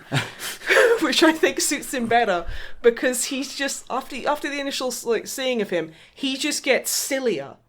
Like, there's a part where it's just the Beautiful People music video by Marilyn Manson, and he's sitting in this little office just, like, spinning, like, fuck knows what, being like, yeah, and it's like, what? What are you doing? And then he goes to the, it's like, they call it something really silly, like the Beyond or the Other Place. I think it's even sillier than that. And like the psychic old lady that they bring in is like, we need to go, it's like the further. That's it. It's like, we need to go to the further because your son's soul is trapped. And then in the second one, it's like a prequel dealing with, and it's like demon possession and time travel? Like, what? Demonic, time-traveling, demon possession. And it gets really not okay with, like... There's, like, spoiler alert, if because I am going to spoil it. The main killer is basically a guy who is either a cross-dresser or an AMAB, an assigned male at birth person who is a trans woman. And they dress up as a lady to kill people. And it's like, and they're like, and it's like, the mother is like the big evil ghost telling the like her child what to do and who to kill. And it's like, it shows you, and it's like, it's such an over-the-top depiction of child abuse. It's almost funny. Not in a grim kind of, you have no fucking clue what you're doing. So like, is it in that sort of way, like when people were watching bits from fucking Detroit Beyond Human and going, yeah, it's obvious David Cage has never actually been around like abusive parents. Because, it's worse. I mean, like, I will give you a description of what happens. So they're seeing like this scene play out, and like I'll just say that they're a little boy. They're dressed up as a girl. They've got like a really bad hard front wig and like pretty pigtails and pretty pink dress. And the mother comes in, who looks like she's cosplaying somebody from fucking like a splicer from BioShock, like before they started splicing up their face, and is like holding a kid's drawing, and it's just like, me, mummy, I love you, mummy, love David, or whatever. And she's like, what is this? She's so over the top and like theatrical. What is this? No, your name is like, you're not my son. You're my little daughter. And he's like, please, mummy. That's not, and it's just like, okay.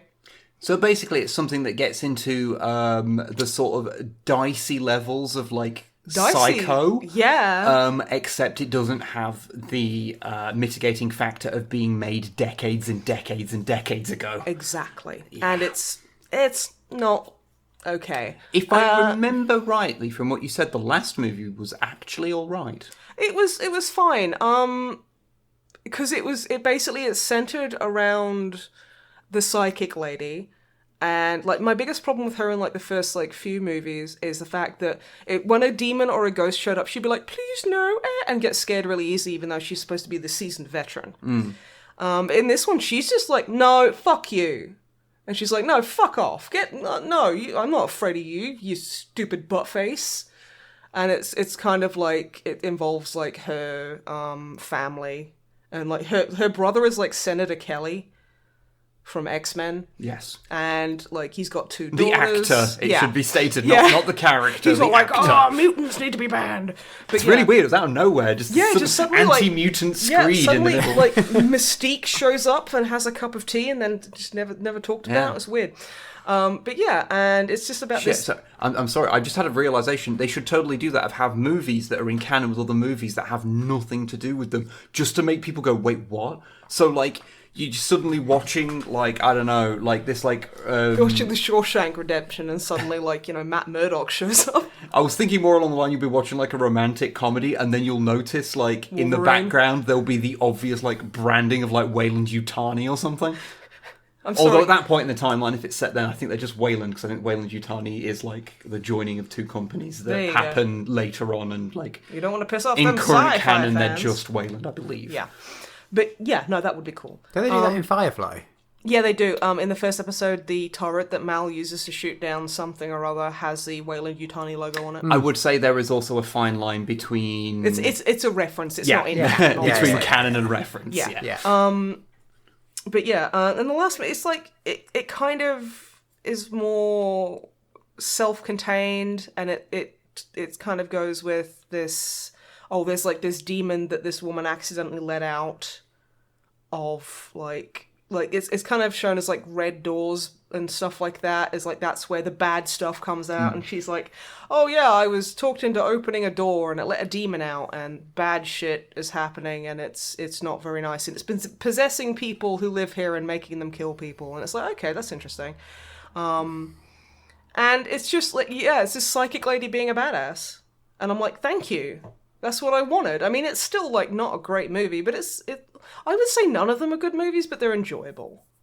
Like they're silly, and they like there's a couple of like unintentionally quite not okay things, especially with the guy dressing up as the lady. It's literally just in there to kind of, oh, there's a lady who's a killer. Ooh, who could it be? Oh, it's a guy.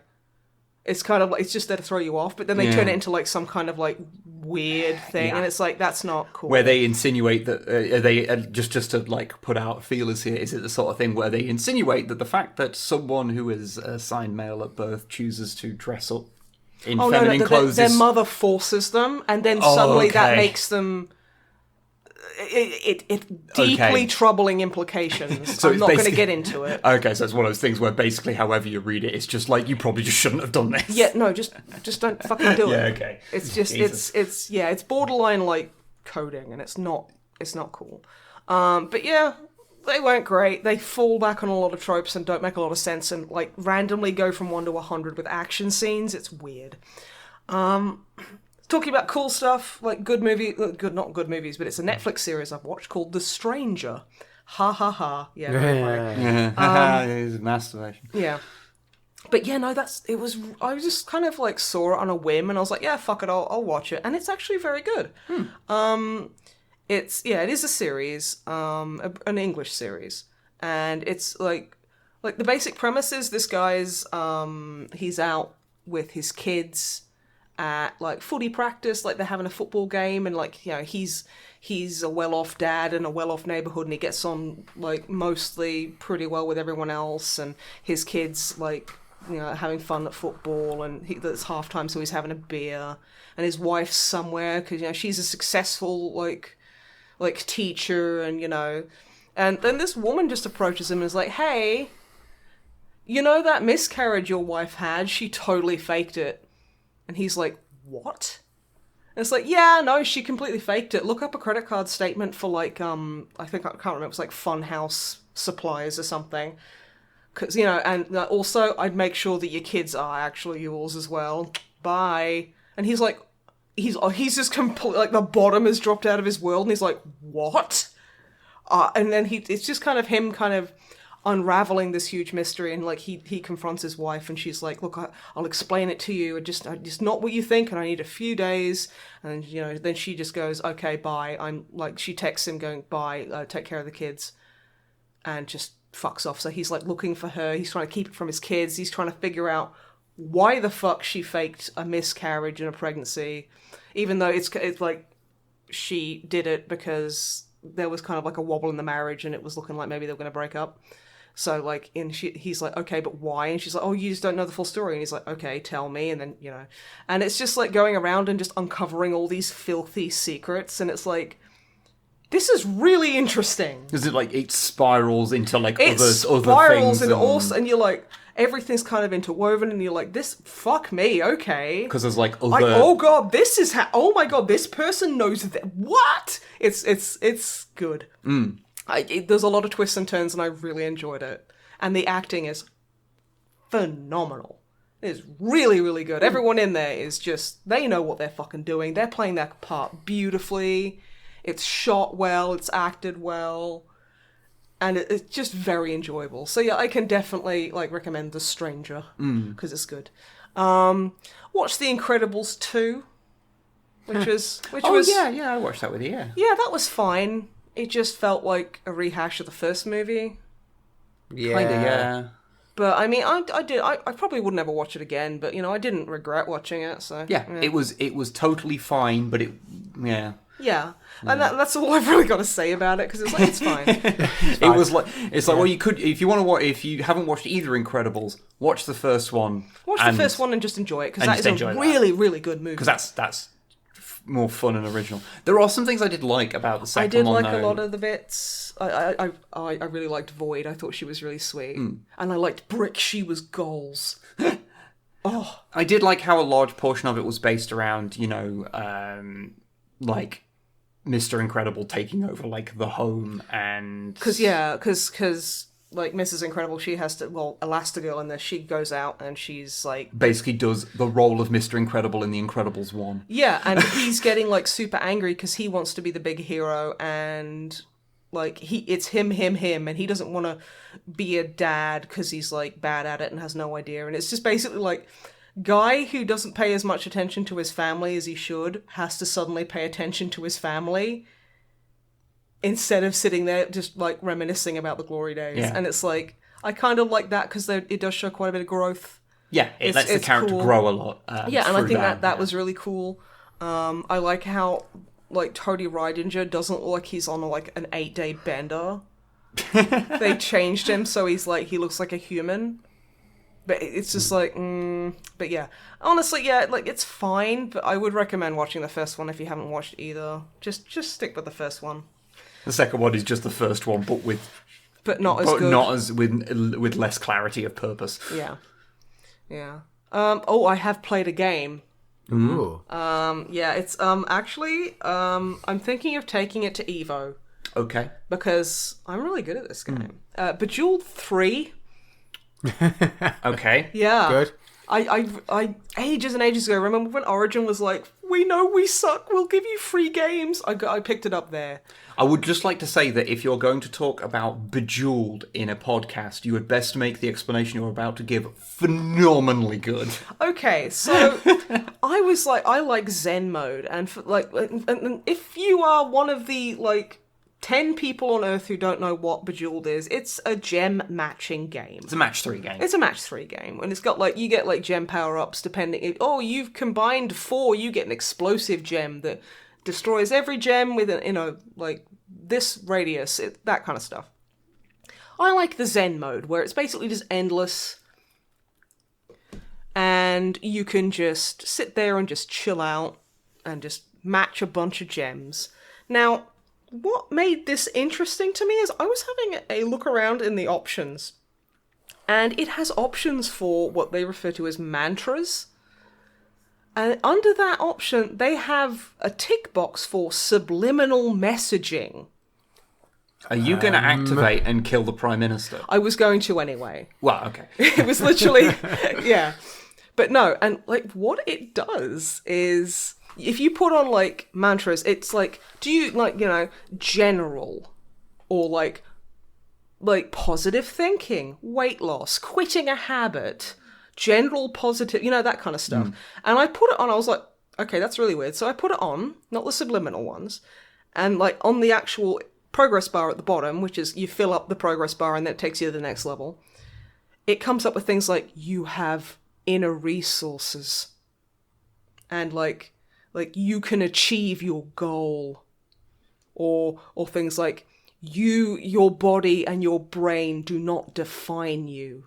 Are you joining a cult? No, I'm not. I'm It sounds like you're joining It's a pretty culty.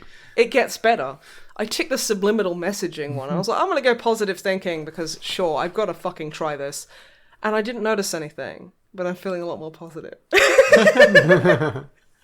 But yeah, and it's like, I turned up the subliminal messaging visibility really high, and it's basically the square on screen where all the gems are being matched. Occasionally it will do what's the effect where there's like a bit of text and it kind of explodes out into the camera and just keeps getting bigger? I'm not sure what you mean. Okay, so there's text on the screen, like it's small, but then it gets bigger and kind of... just a zoom. Like it like kind of zooms and then like fades away. Okay. Where it'll be like, strong, secure, powerful, and like stuff like that. And They've just made a real-world version of Polybius. it gets better. It also has breath modulation. So, like in like yoga or meditation, breathing is a big part of it. So, like very deep breaths. They have a breath modulation thing where if you tick it, you can turn on like screen visibility and you hear like... That's creepy. Yeah, and like you can turn on visibility, so like there's like a cloudy white vignette that kind of goes up the screen for breathing in and down for breathing out. So you basically, it tries to let you meditate while you're being subliminally messaged. But that's not the most interesting part. Do either of you know what binaural beats are? Binaural beats? Yes. I have heard of the term, but I don't remember what it is. Drummer Matt? No, I could try and guess, but I'd be wrong. No, that's okay. Binaural beats are basically you have to use headphones. Yeah. And in your left ear, it will play a frequency of, say, 540 hertz. And in your right ear, it will play a frequency of, say, 520 hertz. And what that causes is an auditory illusion where your brain hears that and basically creates a third note out of both of them. Right. So, you know, when you're playing guitar and, like, you know, when, like, say, like, you're like, oh, could you play an E? You know, when both of them play at the same time, how it feels like there's, like, a different, like... It has an odd tone to it, yeah. That's it. That's binaural, like, beats. So, like, what it does is it does that because it has significant effects on the brain. Like, it can... the thing is, it's very contested because this shit's pretty new and I don't know what it's doing in a game this old. And it's like, oh yeah, like, it's contentious because it's like, they do say that, oh yeah, it can enhance your, like your mental state. It can help reduce anxiety. It can help reduce nervous behavior. It can also induce seizures. And when I went to activate it, it gave me a safety information warning being like, yeah, this can give you hallucinations, drowsiness, and other health effects. If you experience any of these things, you have to stop immediately. This is like, make sure that you do want to like have this activated and that you know what you're getting into. And I was like, this is a match game. What? I am okay. Yeah, right? I'm going to be 100% like clear here. Okay. Mindfulness, meditation, Very, breathing very... exercises, positive things. They are good for you to do, especially if you have poor mental health and you want to try and get, have some way of getting on top of that. No issue with that. But 110%, you are being programmed as like a sleeper cell. EA, I mean, or granted, it's Bejeweled, so it's EA, so they're programming you to buy Sims expansions. Well, I mean, I didn't need programming to do that. I was doing it anyway. I know, so it's a complete waste of EA's time and effort, but you are definitely being indoctrinated. Yeah. Bejeweled is a tool of the government. You might not know it, but you are in a cult. You have joined the cult of the match 3. I mean, we've been new. I've been there for a while. But yeah, I just thought I'd play with all this fuck. Right? That's what it was like. Because I've been having trouble sleeping, so I'm like up. Oh, I wonder why. No. It's because I've been up at like 2-3 a.m. and I've just been like, I'm just gonna listen to a podcast and I'm gonna play something really simple. How about Bejeweled? And then I go into options to turn the sound off and I'm like, subliminal fucking what now?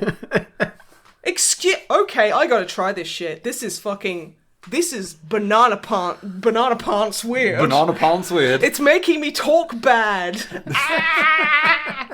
But yeah, and I was like, I have to fucking try this. And it was like oddly spooky because I was on my own in the flat in the middle of the fucking night being told that I have bountiful inner resources and that I can achieve my goal. I am expecting one day you're going to be sitting there, you'll stare blankly off into the distance, shout, "The sleeper has awoken," and then dive out the window. I mean, I do that every, Monday night anyway.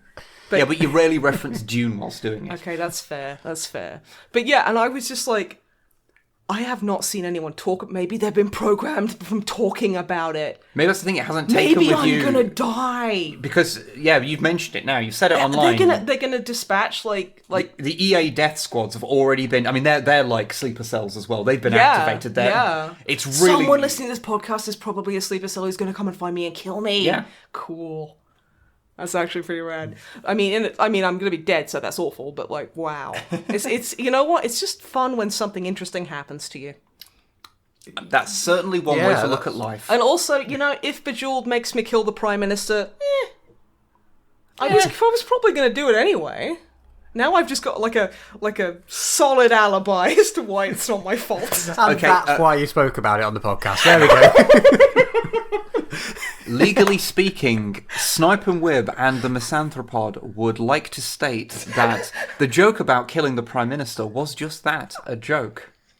Drummer Matt completely believes it though. He's like, no, this is Much serious. like the Prime Minister, it was a joke. It was, yes. It was a sad joke. Anyway, you see, so you said at the beginning of that, I had to have a fucking good reason to talk about Bejeweled 3. Was that good enough? That was actually, fair enough. Yeah. Being fucking indoctrinated by a casual game is, Yeah. That was Jesus. not where I was expecting that to go, I'm going to be honest. Yeah. You fucking think. I was just like literally, I was just like, okay, because when I'm tired, I tend to hallucinate. And I was like, I had to double check because I was like, am I seriously seeing that? Or is my brain just being a fucking weirdo? No, that says subliminal messaging. What the fuck? Okay. Yep. Let's get subliminally messaged for a while. Yep. Fucking hell. So yeah, it's honestly, it's kind of spooky. Yeah. It's yeah. like, this sounds like a bad creepypasta. I was playing Peggle the other day, and Bjorn was like, you can achieve your goals. And I was like, cool, unicorn bro, thanks. And now I killed my family. Yeah. But on the plus side, I'm a pretty little unicorn, or fucking whatever. Legit, I can't. I mean, I don't know. Like, no one pays attention to Bejeweled in that kind of way, but I would legit like to see if there is a Bejeweled 3 creepypasta because of this. I kind of want to write one, and it's just, I get a headache and go have a nap, and I'm like, I have dreams about the jewels like exploding my house. It is weird, like how close it comes to like the myths around the Like Polybius Yeah, and stuff. that's what I said earlier, like, about it's like a real life Polybius. Because if people at home don't know, there's a phenomenal video by a channel called Ahoy about Polybius. Go watch it. Yeah, It's Ahoy's very videos good. are fantastic. But it's basically a video game that was certainly not real. Yeah, but it was like It's an urban legend. It's an urban legend of a game that was put there and was possibly put there by the government as a way of testing like mind control agents and subliminal messaging, and people would play it and come away with a headache. Some people might have died because of it. It's like it disappeared because the Men in Black took the thing away after a certain amount of time. It's like the Lavender Town yeah. kind of urban legend. It's just that kind of games that fuck with you, and it's like, to actually see a game that's like, oh yeah, no, we'll subliminally message you, it's fine. Yeah, It's a bit unreal. It's a bit surreal. Is Bejeweled 3 gonna be the Polybius of like 2050? People don't believe it was really released. I have it in my Origin library. Fucking come at like me. Origin's still gonna be around.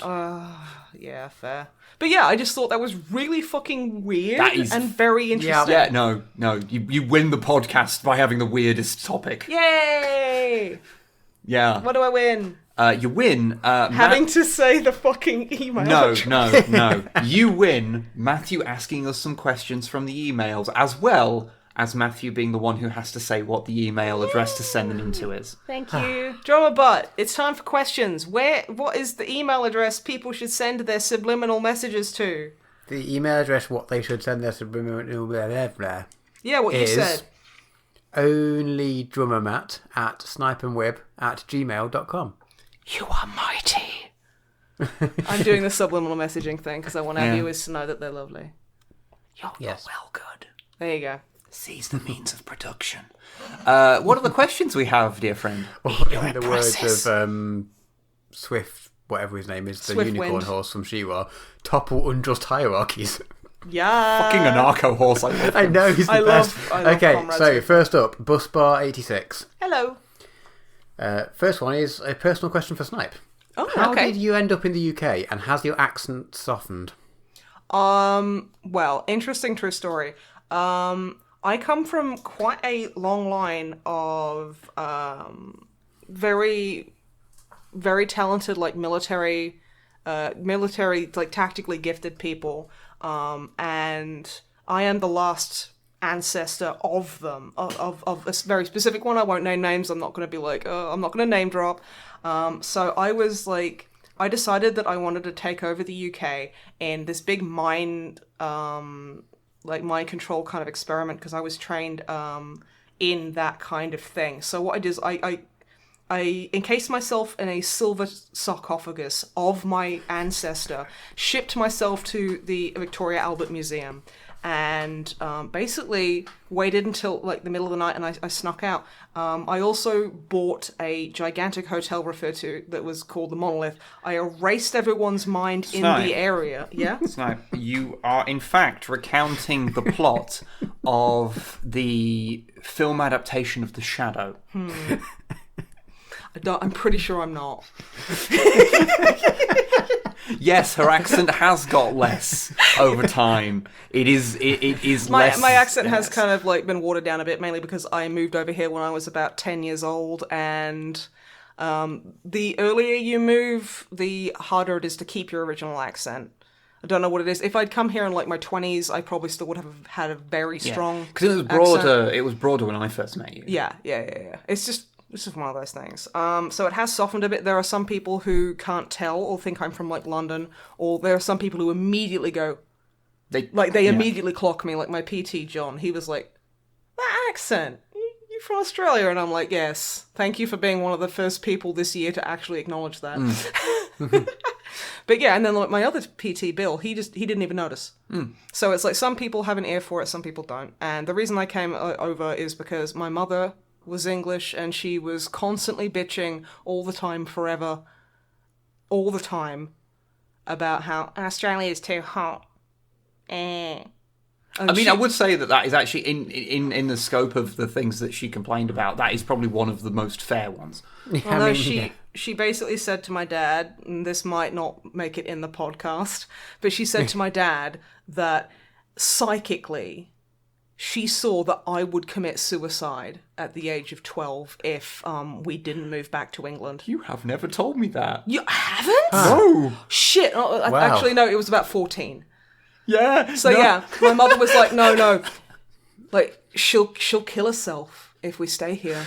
So we need to go back to England. And my dad was like, shit, okay, if ghosts have told you, I guess that's legit. Sometimes you inform me of new ways in which they're utter fucking insanity. It still manages to shock me. Yeah. So that's what, yeah, and she frequently reminded me of that, because I was like, I'm sick of not having anything to eat. And she was like, well, it's better than being dead. And I'm like, I mean, I guess, but, yeah. So yeah, so I think I prefer my shadow one, but I mean, let me know in the comments. Let's stick with shadow backstory. Yeah, that's my backstory. Next question, please. Yeah. Okay, Busbar's next question. Oh, wait. I just wanted to add in. Don't feel bad, Buzzbar, about my answer or like asking me that question. Don't feel bad at all. I don't feel bad about it. I'm not trying to make anyone feel bad or like guilty or sorry for me. It just is what it is. It's just what it is, and I don't mind talking about it because it's good to talk about, because like other people talking about it when I was in the horrible situation actually helped me quite a lot. So if I can help anyone, and I just think it's really good to be open and transparent about that kind of stuff if you feel you're able to, and I do. So please don't feel bad or anything like that. Just wanted to get that out there. No, that's fair. Yeah, okay, good. The second question. What are the future plans for the podcast /YouTube/Twitch? Oh, we're going to have a big fuck on camera.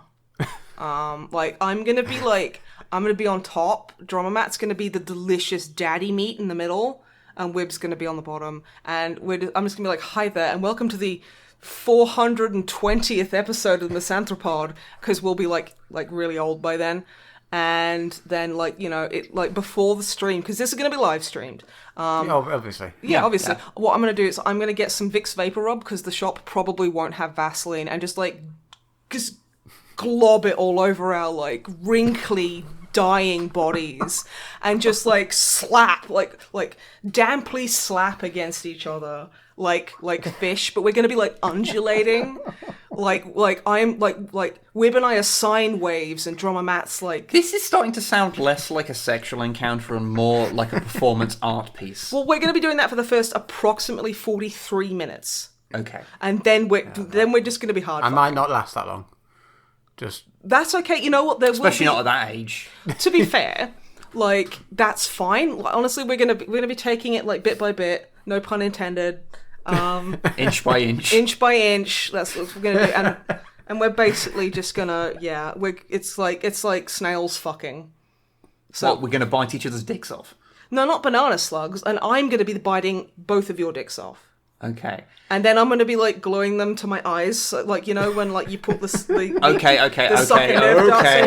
We've hit the point at which I'm going to have to wrestle this podcast away from you. The real answer from the That was the real answer! It absolutely was not. The real answer is currently we have a lot of plans, but most of them are Vaseline related. Are ones that we don't really want to say right now because we don't know them. No, because it kind of gives away stuff. Like we obviously have continuing Codex compliant. There's various bits and pieces we're going to be doing with that, expanding its scope even more. Because, you know, it's obviously expanded from just being about rulebooks, and we've brought in, you know, models and just oddities from the history of Games Workshop, and we're sort of, you know, going to do some more expansion of that, because it's honestly just writing about books all the time gets a bit dull, so having the other things really shaking it up is really cool. So we do want to bring back Snipe and Whip play in an altered format. Maybe like one a month, just kind of maybe a bit longer. Yeah, sort of just kind of to trial it first, see how it goes. Yeah, streams continue, MisanthroPod will continue. Basically what we're doing now, but occasionally slightly different and more. Yeah, very good answer, by the way. That wasn't weird. It wasn't weird and wasn't just... It was weird when you started. It wasn't upsettingly sexual. Mine wasn't. It wasn't like... Okay, so there's like... I'm not even going to try and explain it to you because you obviously don't. You're willfully ignorant on the subject. Because you don't have an explanation for what you are. That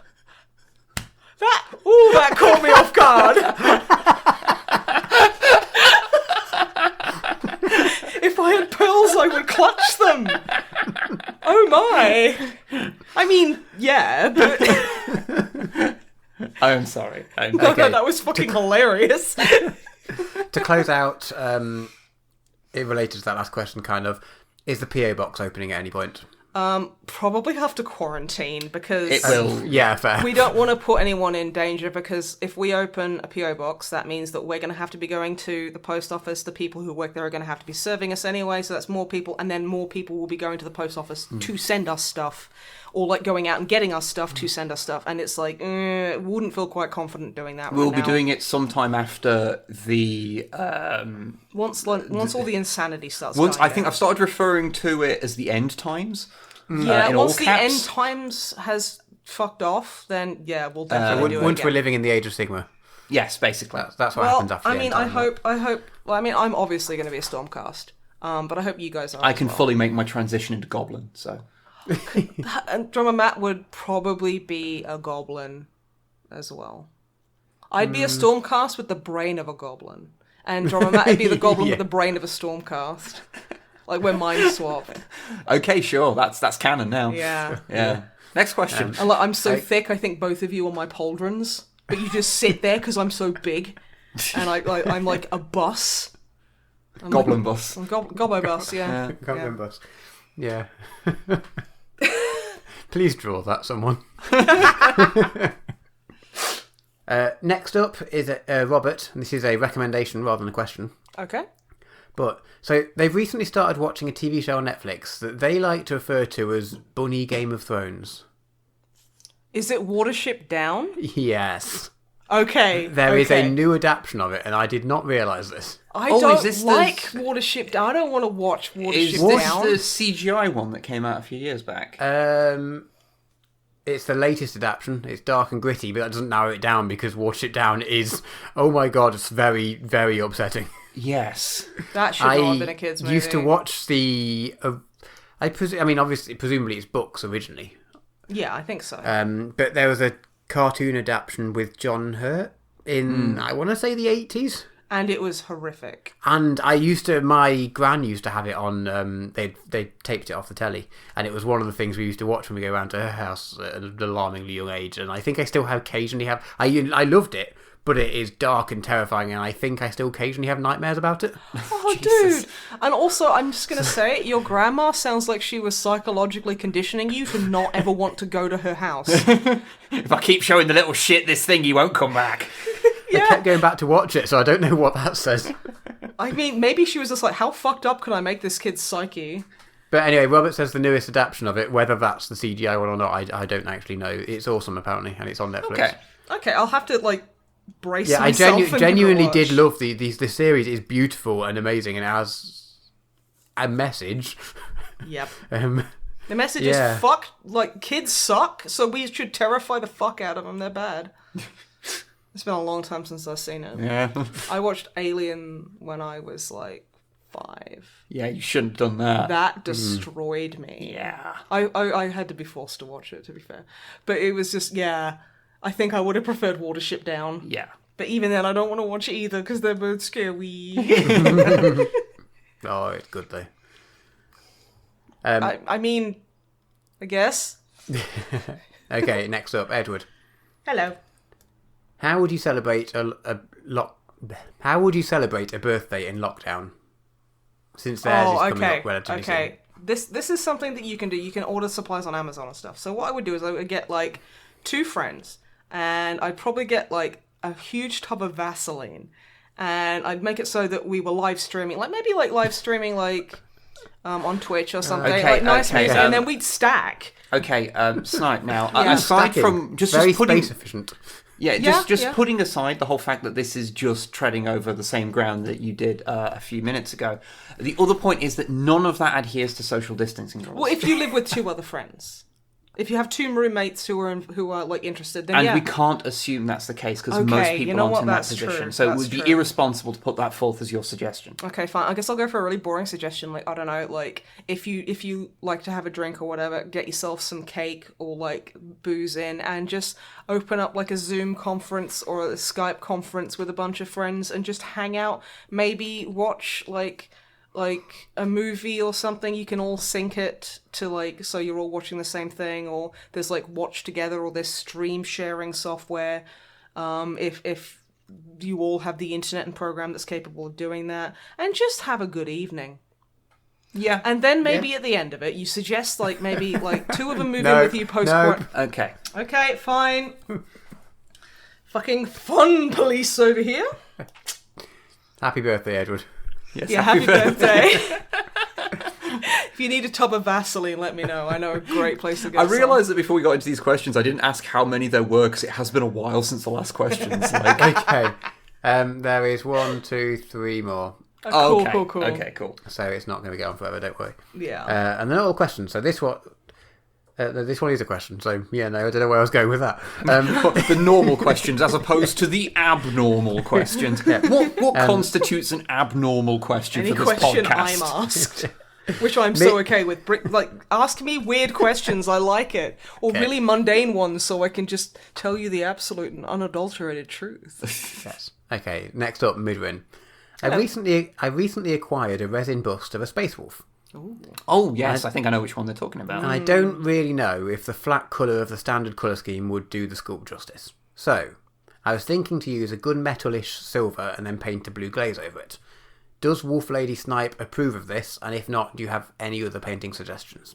I say you definitely use, like, a washed out blue if they have a wash, like, if they have a contrast like that. There is a Space Wolf blue contrast, I believe. I don't know what it's called offhand. But no, this pleases me. I personally think I think you can get a lot of tone out of without using metallics.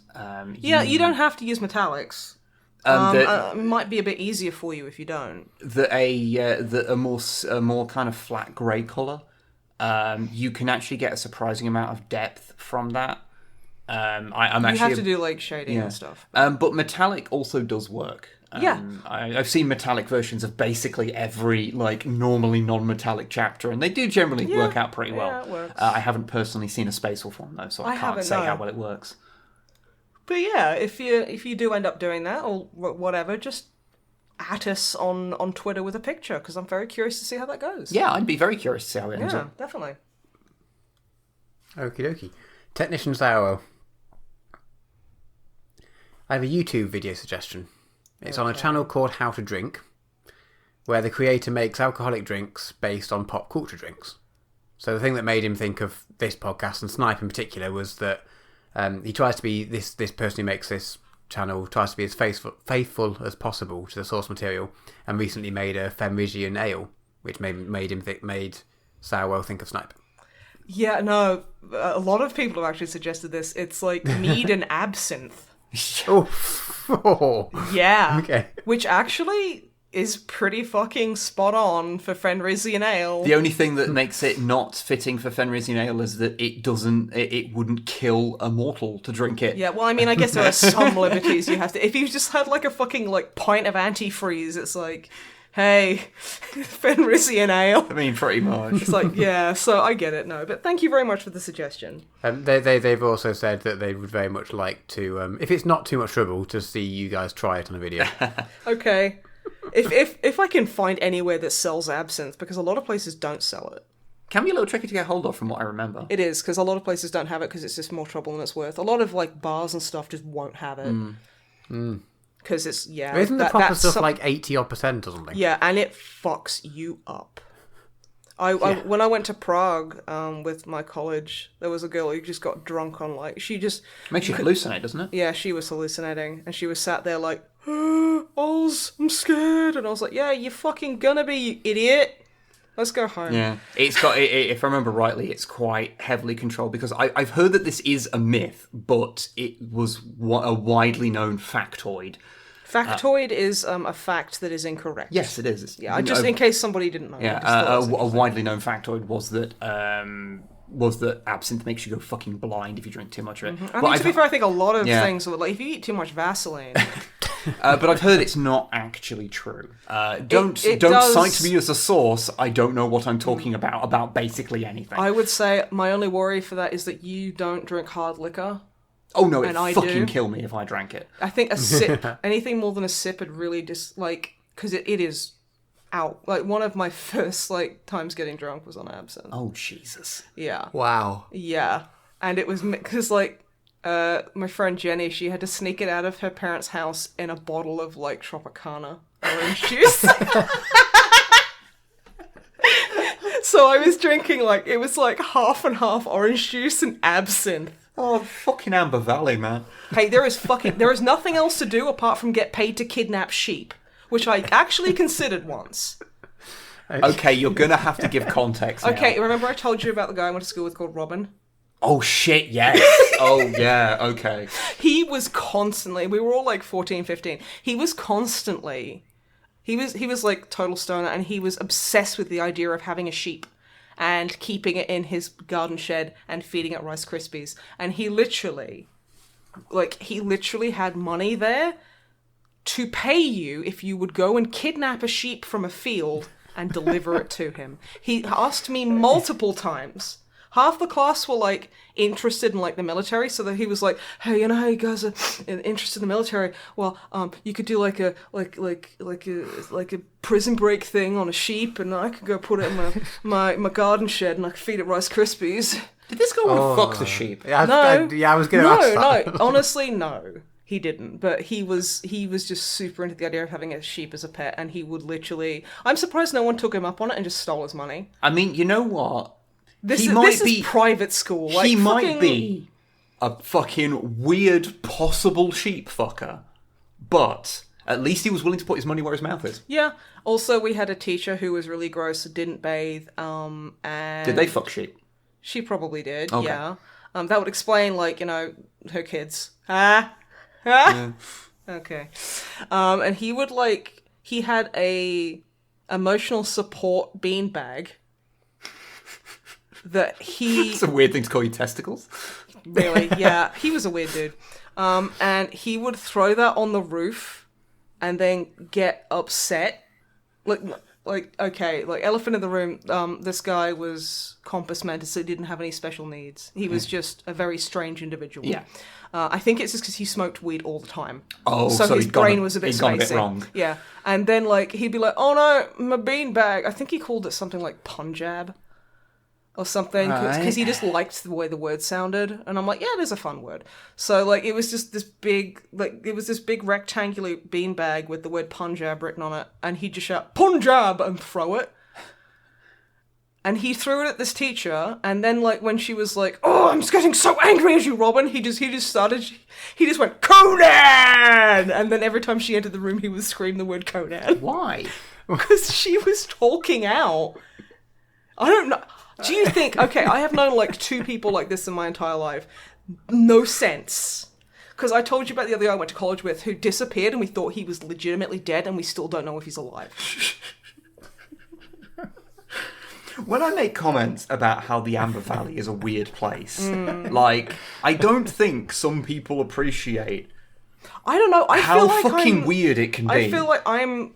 Even as far as, like, the Amber Valley stories go, I still feel mine are weirder.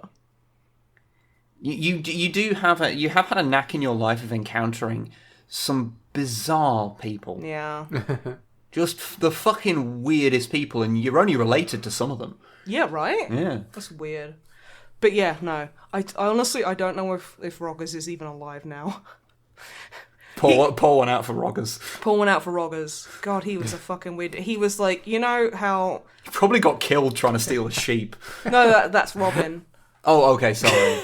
Yeah, he's probably got someone else killed trying to steal him a sheep. I wonder if he's like a farmer now.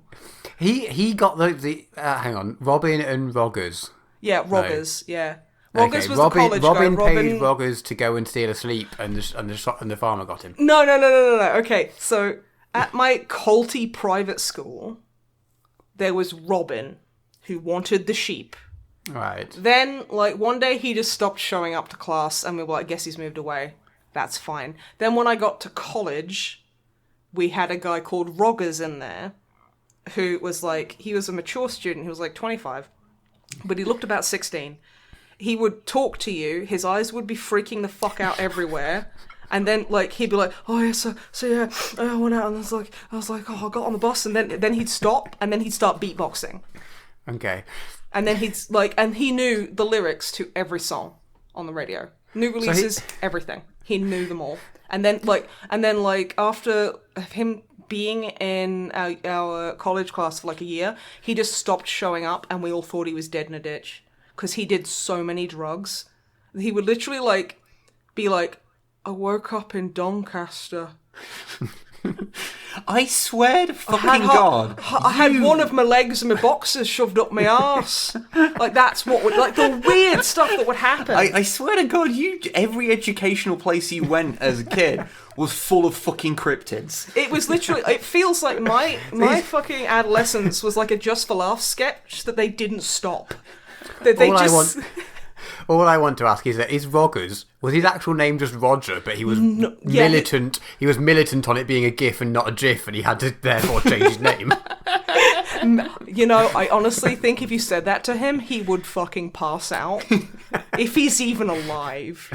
But yeah, no, I think, the thing is, I don't think even some of the lecturers knew his proper name. Like, even the lecturers called him Roggers. There are those, like, college is a weird time because it's like so much less, like, if you know, college is like a thing in it's like the UK, pre-university. You need to go to college if you want to go to university. Usually. It's sort of an in between like your high school and university. It's a middle thing. Yeah, and that lasts for a couple of years. And because it's because it's so much less formalized, you encounter all of these bizarre people that you actually cannot fathom how they function outside of like your scope of influence. You know, there's people when you meet them and they're like, you wear the exact same clothes every day, and you have these interests that are so specific and niche, and you never talk about anything else. I can't imagine you like going to Sainsbury's and buying like lunch. Speaking of Sainsbury's, I literally saw a guy. Do you remember that guy my dad brought home one day who complained to my father in private because my mother had like pants out on the line and she was just being a slut? You have told me this story. We're learning a lot about your backstory. Yeah, today. I don't know. It's just a very backstory heavy episode. So like, I was in Sainsbury's today getting some shopping, and there was a guy in there who acted exactly like him. Like, I was going down an aisle, and it was just him at the end and me at the other end. And I was like, oh, so I moved to the side, so I gave him a wide berth. And he kind of, like, looked at me, started walking really quite swiftly, and then literally as he got to, parallel with me, he broke into a fucking run and ran away. And I was like... No, honey, you just encountered a shoplifter, and you kind of caught... You thought you caught him. Trust me, I know shoplifters. That was not one of them. Jesus Christ. But he was wearing like this fucking all waterproofs and like a really old Gellert backpack, you know, like exactly like the other guy used to dress. And I was just like, oh my God, is that like a family member or something. Yeah, that they have genetic raincoats. Yeah, apparently. But yeah, so that was weird. But Ask the next question Yeah. so we don't get more buried into Okay, Snipes. so getting back to Sowell's YouTube recommendations, which I have no idea how he got off from, but okay. One more suggestion for Wib is a YouTube channel called Two Bricks, where the main series is someone building lots of Lego micro-scale Star Wars ships all at the same scale. I don't think I've seen that series, but I am sure I have seen that creator before. Yes. But thank you. Okay. And then very last up, Dark Angels Fallen. They have sent a list of books and music and game recommendations, which I think, considering we've been going for more than 2 hours at this point, I might tell you offline. But one of them I was going to mention is they've recommended the book The Long Earth by Terry Pratchett and Stephen Baxter. I've heard it's good, yes. You read that, Wib? I feel like it's something... I have not. I've not actually read that many outside of the Discord books, barring Wings, Truckers, and Diggers, and Good Omens. Okay. Yeah, I've read The Long Earth, the first book, and it's really good. But there's a series, I think there's like 5 of them or something. And someone mentioned, or I heard somewhere, that the books aren't as good after the first one, so I've just never got round to even trying, and I really should, because the first one's really good. It's about sort of there's alternate sort of dimensions, but they're all in steps, so you can like step up or down a dimension or a universe or whatever from us and into like a sort of parallel world-ish, and then you can kind of keep jumping away, and then you have to make the jump to get back again, sort of thing. Yeah. Yeah, I remember it being really, really good, and then I just didn't read any more of the series. But yeah, it's a sort of, Terry Pratchett plus sci-fi. It's right up your street. It's just in a lot of his outside of the Discworld stuff is in like the long list of get through them. It's like I've got in my immediate sort of thing, I've got a copy of Dodger that I haven't read yet. Like it's. There, he wrote a lot of books. Yes. So yeah. Okay, that is us done. Oh, that is the question. That is the questions. Okay, excellent.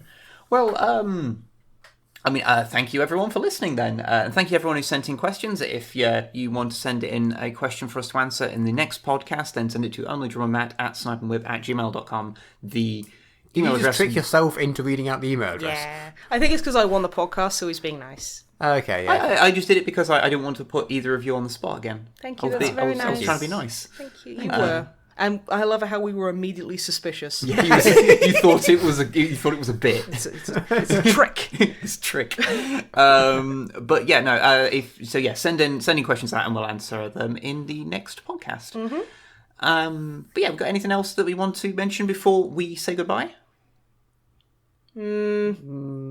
Nah, go have a nap. You're probably tired. I haven't eaten dinner yet, so...